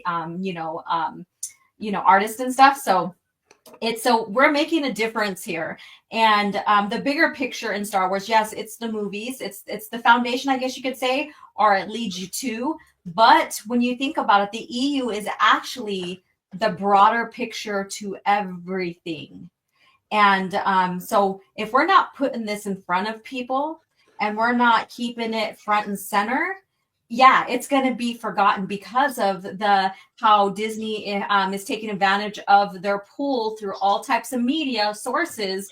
And so when you search for like even names, we know a lot of names that were reprised or stolen from the EU, like Tales of the Jedi, for example, or New Jedi Order. When you type those in, you're going to get the supposed Rey movie that's supposed to come out, right? Or you're going to get those cartoon clips from what Filoni did. And so that's another way of what do they call the butterfly effect? Basically, it's changing how you look and how you seen, and so pretty soon everybody's going to forget it and think that's the common Star Wars. Yeah. Mm-hmm. Which one, Tim? Oh yeah. Let's talk about Lord Invictus's chat. The reason the EU got a pass. What pass is because none of it was filmed. It's the next to one each up, his Nolan. own. But those films would have been an utter disaster, even with the biggest budget and the best talent. So here's the thing: don't be a Star Wars illiterate, Lord Invictus. They were not scripts; they were literature, right? They would were then be made into novels. They were comics. They weren't meant to be filmed. Like, don't fall into that trap of, I'm small-minded and I have to see moving images on a screen to be able to appreciate something. Right. They would have taken something like Legacy of the Force if it were to be the true sequel trilogy, right? And they wouldn't adapt it exactly as it happened. They'd have to cut scenes. They'd have to change some stuff up. That's just the way that it is. The Star Wars novelization, or even, the script that was like 2 editions back from the one that they actually filmed. And by the way, they changed dialogue and even motivations during filming, because someone like Alec Guinness would go to George and say, hey George, don't you think it would be better if Obi-Wan did this, right? And even George will admit that. Until it's actually out there, it's not a real thing. So don't think that they'd adapt it. The point of writing literature isn't to make it adaptable into a film. It just that's wasn't. the new modern way of story. thinking. That's the way of modern thinking now. That's why they're pulling a lot of these stories, these Jonathan Hickmans and all these fucking people that write like they think they're doing screenplays and comics now, instead of using, like, back in the day, people were making for the medium that they were actually doing. But I think Ryan brought up a good point several times too. He said if they were to, like, say, adapt NJO, that was something that would probably do animated, right? Because it'd probably be more cost effective than doing something like that massive, like live action and whatnot. Now, obviously not in the Filoni animation style. So I always thought that was kind of a freaking good idea. But obviously we don't want Disney touching that. So yeah. Yeah. So, okay. So this has been a great panel with all of you guys here. And I know it's so hard to choose what your favorite novel could be, because that can switch. And, like, if you're doing a reread, that can switch up. What is your favorite era of Star Wars? That's just hard. That's post ROTJ. Try to narrow it down. So what? Post ROTJ. Okay. I would probably agree. Post ROT, like some of my favorite novels aren't in that era, but I think because it's so vast and it does more connect with the movies and stuff like that with the OT, I'd probably agree. I do love a lot of stuff in the Old Republic, but the Old Republic's also very hit or miss, right? Like Dawn of the Jedi, trash. Fatal Alliance, trash. Knight Errant, meh. But then you have like bangers like the Bane trilogy, Revan's above average, and then Deceived, I think, is very underrated. Red Harvest, probably one of the worst out of I always forget his freaking name. The guy who did Death Troopers and Mall Lockdown. It's probably his worst out of the 3 books. You know what I'm saying? But then there's also great comics with like Tales of the Jedi comics and all that in that era. Or even the KOTOR comics with Zane Carrick. So like there's definitely and then the prequel shit's great. It's just so good. But yeah, I think overall, like, quantity and quality, probably post ROTJ, especially because NJO and Legacy of the Force, you can't even really pick which one's better, right? Like they both have strengths and very little weaknesses. Now I think Fate of the Jedi is probably the weakest of the 3. But I think those 2 alone, you're talking about freaking 28 books right there. Yeah. That are just awesome. But the Darkness trilogy is at the end of New Jedi Order era. It's not necessarily the series itself, but it is a sequel to it. So what is your take on that? Because I hear a lot of people they have mixed feelings, or I think Stezo's reading that right now, right? Because a lot of our audience, they actually listen to us and they take our advice on the different stuff to get into. And he could see the NJO references, although he doesn't like quite understand them because he hasn't read NJO. But he said, you know, obviously some of the stuff with the Killiks kind of weird and shit, right? But he does he has a lot of interest in Jason's character, and it makes him want to now go back and get into NJO. And again, I think it is a good bridge from NJO to Legacy of the Force. Like, you kind of have to have the Dark Nest trilogy, even though it's not the best, right? But it is a great bridge. Yeah. There's another example there. Like, go out there and search for Jason, and you're going to find that stupid fucking character from Rebels. You know, it's just, it's sad. Oh, God. It's just Oh, that kid, that green kid, that it defies fucker, that bastard, logic between humans and Twi'leks and breeding. Like, that was never a thing until fucking Filoni. You know, another huge inconsiderate misstep from, I wouldn't even say it's misstep, really. Well, You know, here's the thing, though. I can see why he wants to do that, because he wants to be able to interbreed with like canines, specifically wolves. So if he can do it between humans and Twi'leks, then he can probably do it between humans and wolves. So I kind of see his line of thinking there. So. You went there. No. Oh my God. So, I know your guys' favorite characters because I did interview you guys for Talking EU. But why don't you guys share again? Maybe some of the people here have not listened to the interviews, and maybe you can expand on that. And we probably should start winding down as well, so we don't go as long as we did last night. So if you guys want to share your favorite characters and just elaborate on that a little bit, or maybe it changed since I interviewed you guys.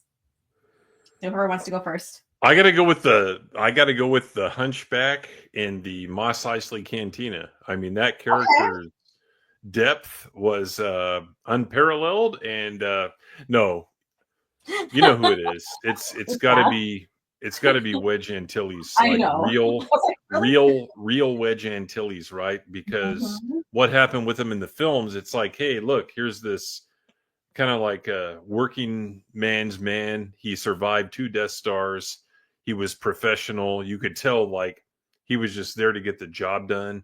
And then in Expanded Universe, quite honestly, starting with Galaxy Guide 1, A New Hope, they told some of his backstory about how his parents died, and then he went after the pirates, and then that killed them, and then he joined the rebellion and stuff. And then you get the X-Wing series. Just a fantastic character, just a professional guy that knows what the fuck he's doing and always does the right thing. I just really love Wedge Antilles. Just great character. Yes. And he's Corellian. And he's Corellian. And Corellian, they're like Corellian, like the expansion on Corellian and all that in the lore and the EU and stuff. You know, wonderful characters have spun out of that. And even like the State of the Republic, we have Bill Iblis, who was one of the founders of the Rebel Alliance. And we have Han Solo and Wedge, both, you know, in different aspects. One, you know, defected from the Imperial Navy or whatever, and the other one, you know, came into the Rebel Alliance because of what happened to his girlfriend and his family, all that, you know, wanting to fight against the Empire. And you would have some amazing characters. And I know you're muted, Purist, but if you want to share. Well, I was going to say, did you see my EFAP video yet, Tim? Because we were told that Wedge Antilles can't hold a candle to, I can't even remember the guy's name because he's from Andor, so he's boring. But apparently Wedge, and Ryan had to correct him and say, you don't know the Wedge Antilles I know. So yeah, it was very, very interesting. It's always interesting to hear intellectuals that don't read talk about characters that are in books. So but anyways, yeah, so my favorite character, it does kind of like go back and forth, right? Like I think before I went on Talking EU with you, I'm like, well, there's this, there's that. So like my favorite female character, Darth Zana. I would say that my favorite character arc is Jason Solo's. Obviously, it's a massive character arc, right? And then my Sith Lords, I love multiple Sith Lords, but I think at the end of the day, I do like Darth Bane the most. Plagueis is like right up there, and I think he's very underrated. I'm probably on Monday going to be doing a like 30 or 40-minute Plagueis book review in detail, just about, because there's been a certain massive, following on Disney Star Wars channel, and he's been doing all these lore videos on Plagueis, but not really talking about Plagueis. He's talking about all the other characters surrounding it and just the normie shit, like to get clicks and views, like that tie into and the Plagueis book does do a great job of tying into the prequels, but I'm going to expand on that further and actually talk about the character and what his role was and all that. So hopefully it will be less than 30 minutes, but we don't know. I got to kind of iron it out. But getting back to Darth Bane is like fucking awesome, man. Like and he's not a Gary Stu, right? He has these struggles. He has this hard life. He's a working man's man too, right? He's working on Apatros, in the Cortosis mines on Apatros, right? And then he gets into an altercation. I think the book does a great job of talking about Sabacc and how the game works and all that. And then you get his perspective on the Sith Empire versus like the Republic, right? Because he's out in like Sith space and all that, right? So the perspective's different. He does the holocron hunting and stuff to search for that knowledge. He finds, he discovers that, hey, look, the Sith on Korriban, like they're doing it all wrong, right? They're self-aggrandizing and they're just training, the Sith to be this way and that. But I'm finding all this knowledge from all these Sith lords of old from past, right? And then you get like the training of Darth Zana and just the detail that and how he finds her strengths and her weaknesses. That's how he picks out what the saber staff lightsaber for her to use. That way she could take advantage of that to use her Sith ability, which is the Sith sorcery. He's cunning, powerful. He uses like Gemso, right, and freaking just overpowers people. But then he also sets up like the political structure for the Bane-Knight Sith, right? He has an alias he starts going under. He goes into a different location and he starts doing all this clandestine shit to get involved politically for the Sith. And that in the beginning of the first chapter of the Plagueis book, they tie that right in about all the different spy networks and stuff that the Bane-Knight Sith have been passing down for that 1,000 years and shit. So yeah, just a freaking awesome character, written really well. And there is a delineation, unlike Disney Star Wars. Like Darth Bane is evil, and they remind you that he is evil. Now he is the protagonist in the story, but they never separate and make you like, yeah, you could feel bad his dad beat him, this, that, and the other. But they never do that morally gray thing. Like he's still a Sith at the end of the day, and he's still evil and shit. So I appreciate that as well. Yeah, speaking of Sabacc, like I got to go back to our interview of L. Neil Smith's daughter. Oh, that was so fun. And widow, yeah. And, she's still out there, but she hasn't answered my messages, so she's probably just, kind of done being bothered. But that was a great stream with you, me, and Matt. Yeah, yes, that was fun. I was in Fort Collins not too long ago. It was brief. It was a brief visit with some of my family there, and I thought about getting a hold of her and seeing if she wanted to hang out, maybe go and have dinner and drinks or something like that. Yeah. The trip happened so quick that it just didn't fruition. So, but that would have been great. I would have got a hold of you right away and say, "Hey, guess who I'm with over here?" Yeah. So, but that was an amazing interview and talk. And I hope and I wish, like for all of our channels, that we do get a chance to interview some of these authors that that work with George Lucas and stuff, because I think that for us, we can get more in depth into the information we want to hear than what the Shills did with them.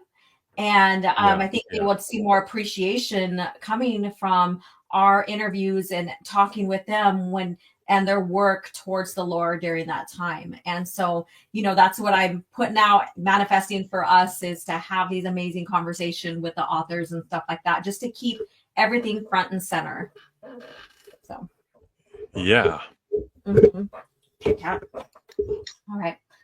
So I don't know how long you guys want to go. We're over the 3 hours now. So do we want to start wrapping things up? Is there anything else we should cover? I think I'm good. My thing is just keep presenting the expanded universe to people and be like excited to like talk about it and stuff, right? Like and everybody like out in the audience, like you may not think that much, but like John Getz he's read 4 books now, right? But he can go out there and confidently talk about the new Jedi Order and how it's got him excited to go back and read like Heir to the Empire and stuff like that. He can explain to people how they're doing passing the mantle from Luke and whatnot to the children. He can talk about just all the complexities of the story that people with surface level bullshit fake fans can't, and that's very important. And just, if you can grab one person at a time to get into the expanded universe, then we can help preserve it. Yeah. What's this guy want? I don't know. He's an OT purist. He's probably like Chef and Hick. Illiterate. Star Wars illiterate. He only likes the first 2 movies and collect illiterate. Right. You can have your EU, but I see he was disrespectful to the vision of George Lucas, who intended to overwrite the EU. Even though George signed out. I got 4. Well, I have 2 videos already out, Lord Invictus, that shows everything George signed off and yayed and nayed. So, fake news. Lord Illiterate, member of the channel. Thanks for being here tonight. Okay, thank you for the support to the Knights. We appreciate no matter what, but, we're not going to be responsible for the, backlash on your thoughts against, the EU. Yeah, we understand you can't read, but it's no reason to hold that against the EU. So, yeah, I've just been chilling, hitting the bong, letting the EU experts just cook. Thanks for Scran for doing his panel. And, anyone in the future wants to do a panel at Real Star Wars Celebration, we'll let you on. We'll let you cook, and we'll talk about Star Wars. Real fucking Star Wars. Yeah, Ghostface brings up a good point. Scran literally just did a panel debunking the myth that George was going to overwrite the EU.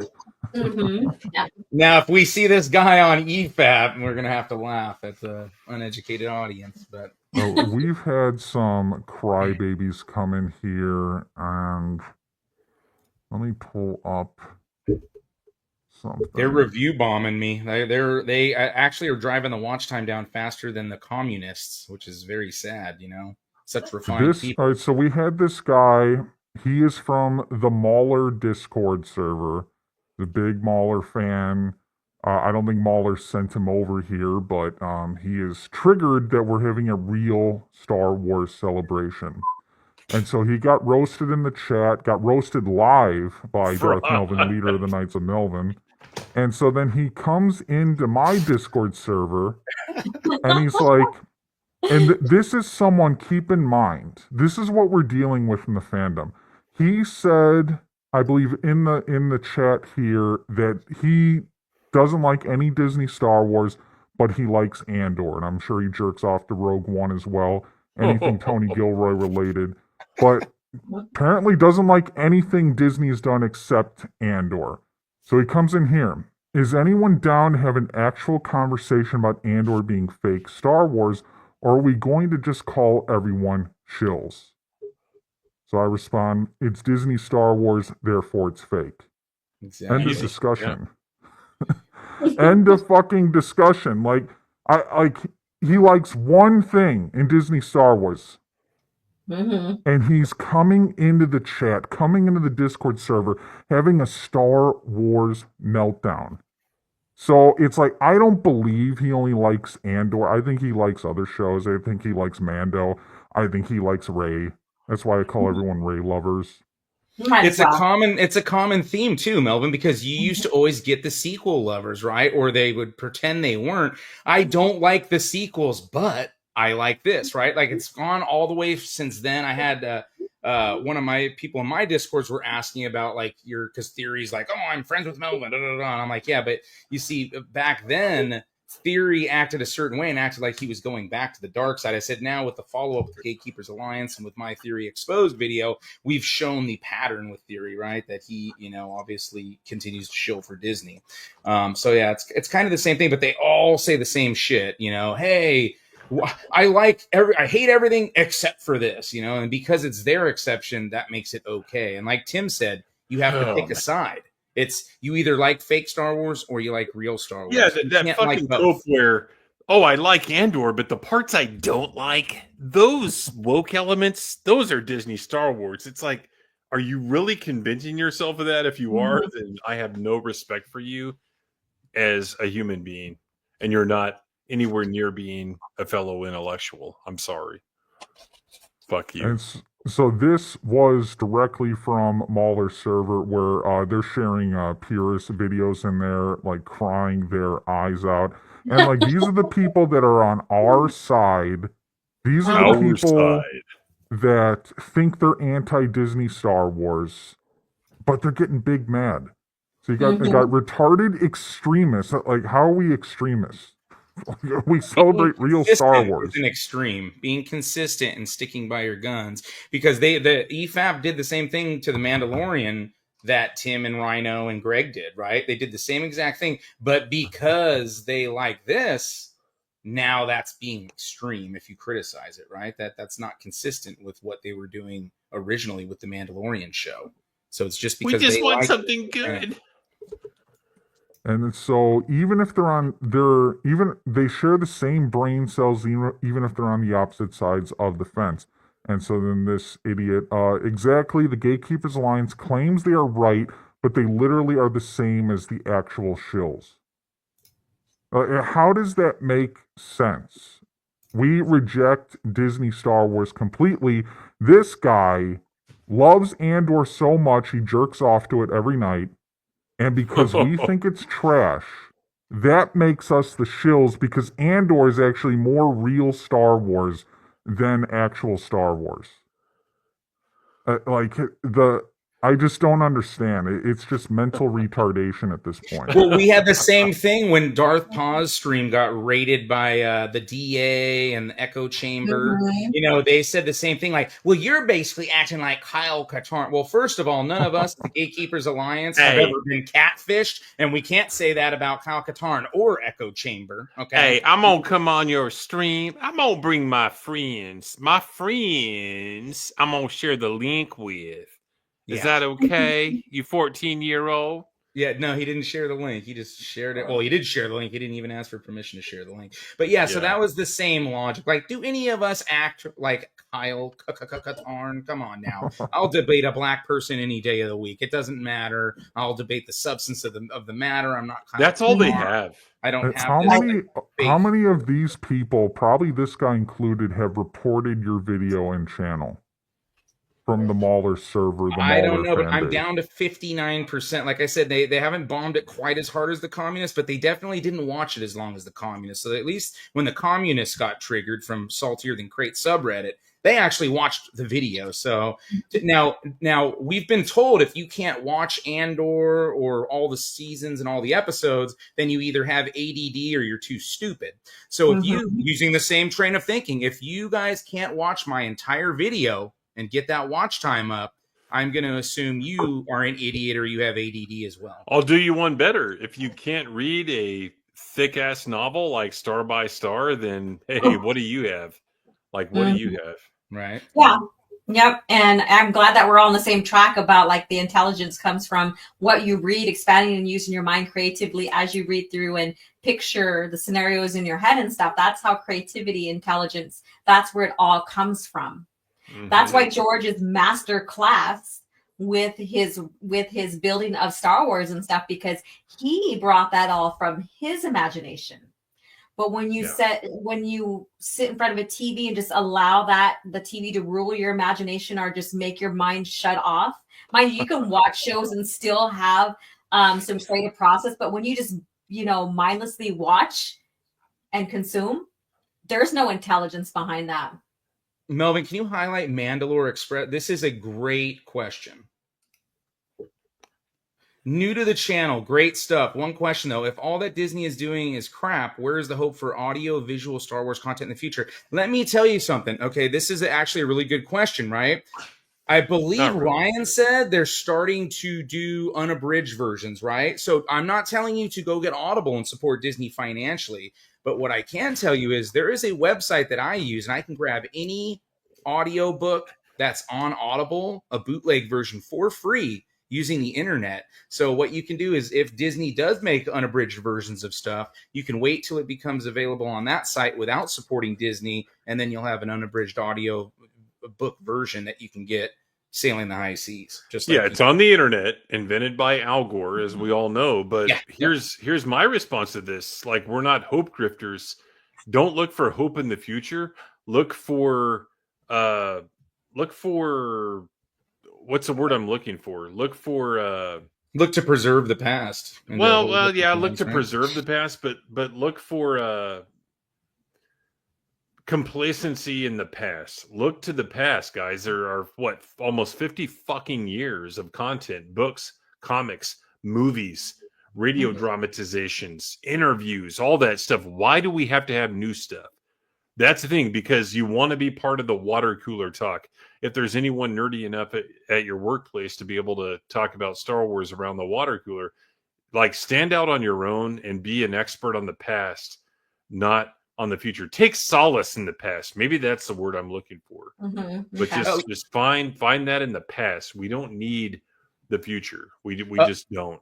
Lord illiterate. Okay, we put the EU on a pedestal just like we put G-Canon on the pedestal. You missed it. Go back and watch. Go to Mr. Grizzy's channel, subscribe, and go check out the stream we did last night. We talked all about the G-Canon for 5 fucking hours. Tonight we're talking about the expanded universe. Tomorrow we're going to make fun of the fucking Disney shows and talk about gatekeeping. So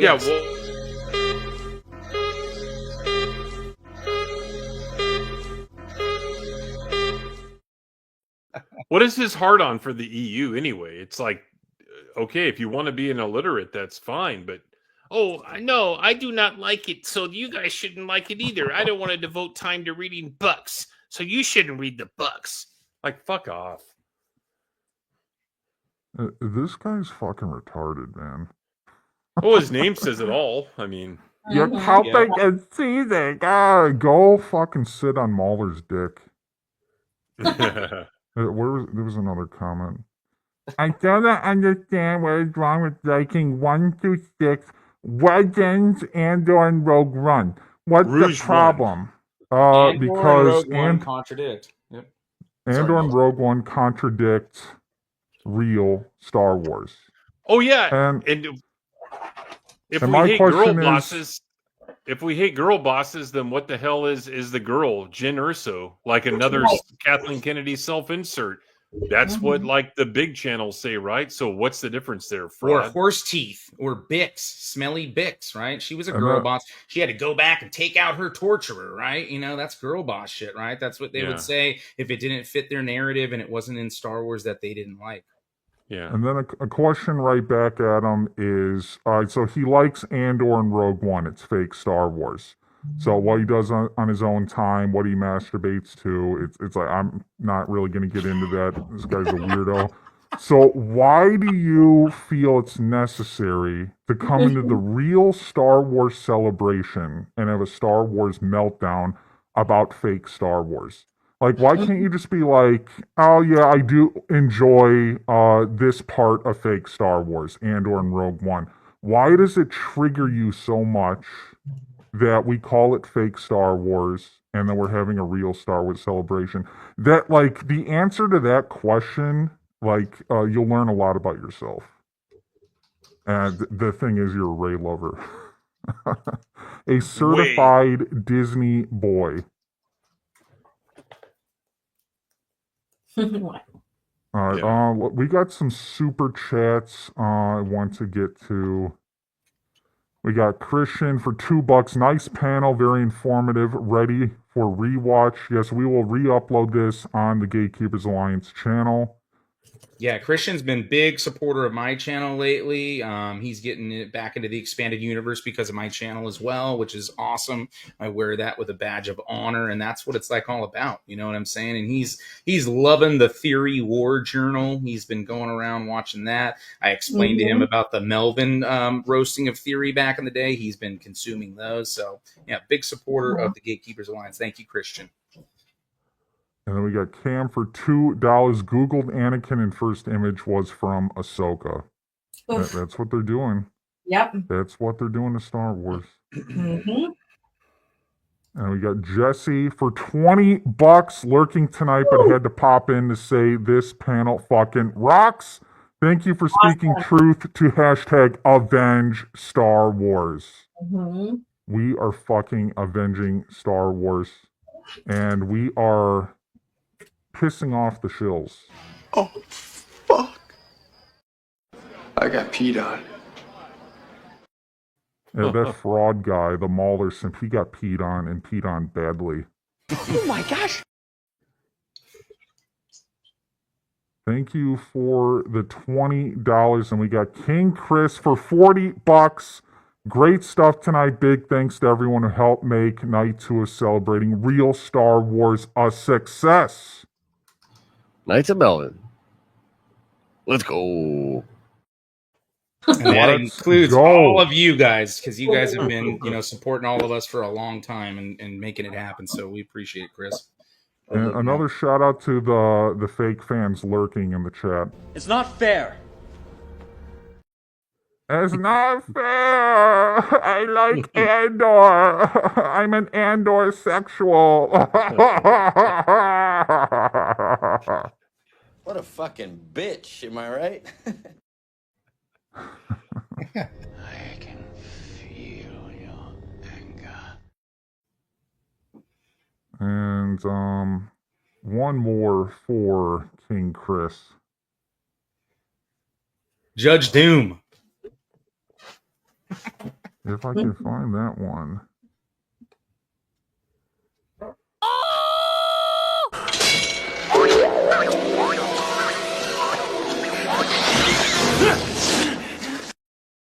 Dude, that shit is that shit will never get old, dude. It's fucking great. All right. Thank you, King Chris. And I just wanted to shout out Steezo one more time for judo chopping the memberships. Judo chop! Oh my gosh. And then we have a gigantic one. John Gets Gaming gifted 50 Ooh, fucking yeah. Knights of Melvin memberships. Damn. I think we're going to need a Josh. Let's go. Hell yeah. What do you guys think about that? Yes, yes. Let's go. We know Joshy Boy loves Melvin. Where is my Josh clips, man? I know, man. I have the same problem with The mine. They all StreamYard. camouflage each other.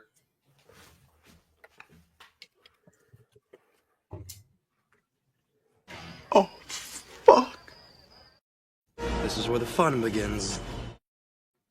I've lost the Josh clip. I don't even know where it is.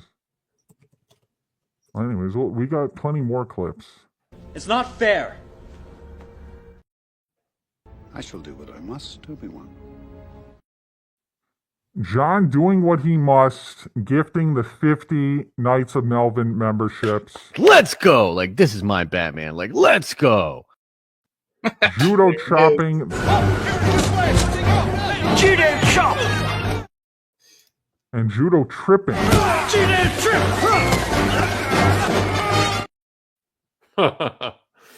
Only through me can you achieve a power greater than any Jedi. Only through the GKA can you achieve a power greater than any shill.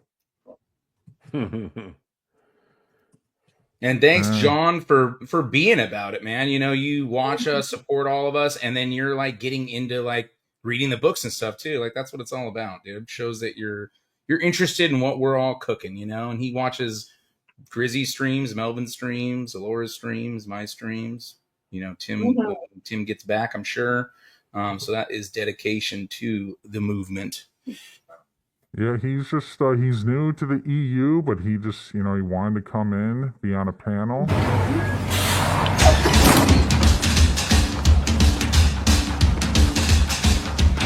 Well, polish my nuts and serve me a milkshake.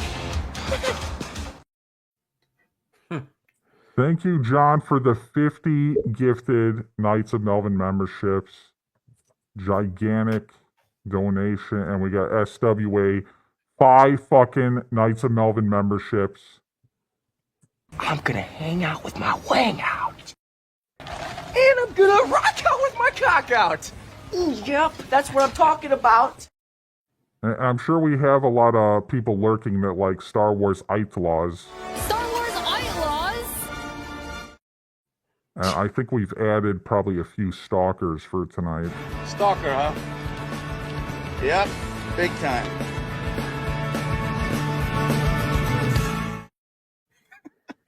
For some reason, just saying Disney Star Wars is fake Star Wars. Like, they get so fucking mad and trigger, and then they, like, have to, like, lurk. They have to stalk, be like, what's Melvin saying now?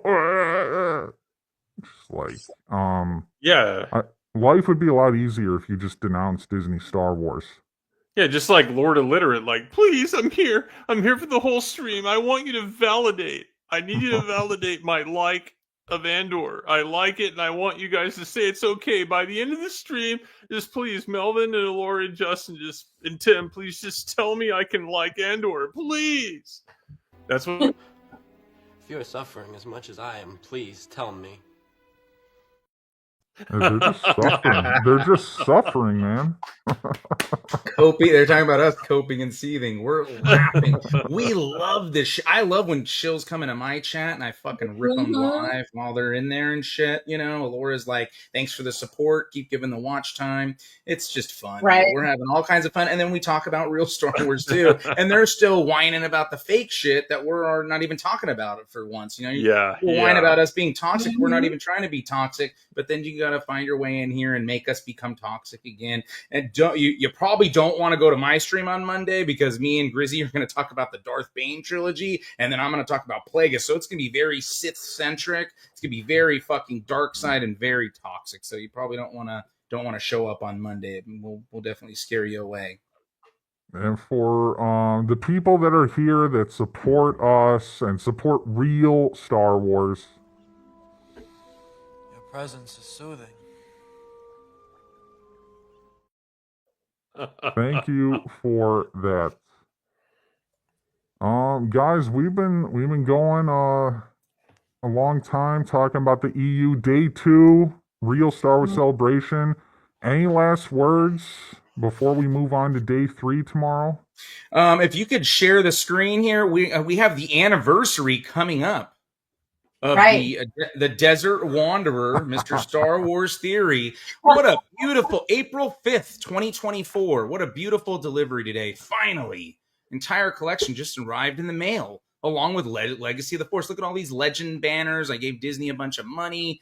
Lore video is about to pop off. There has not been one new Jedi Order lore video, and we're coming up on a year, and we know he's only listened to the 3.5 hour abridged version of Vector Prime, which he told Stupid Ass Wave and Mrs. Dash is full of filler. Now, how do you fit filler into an abridged version of a fucking book? That makes absolutely no sense. Boring.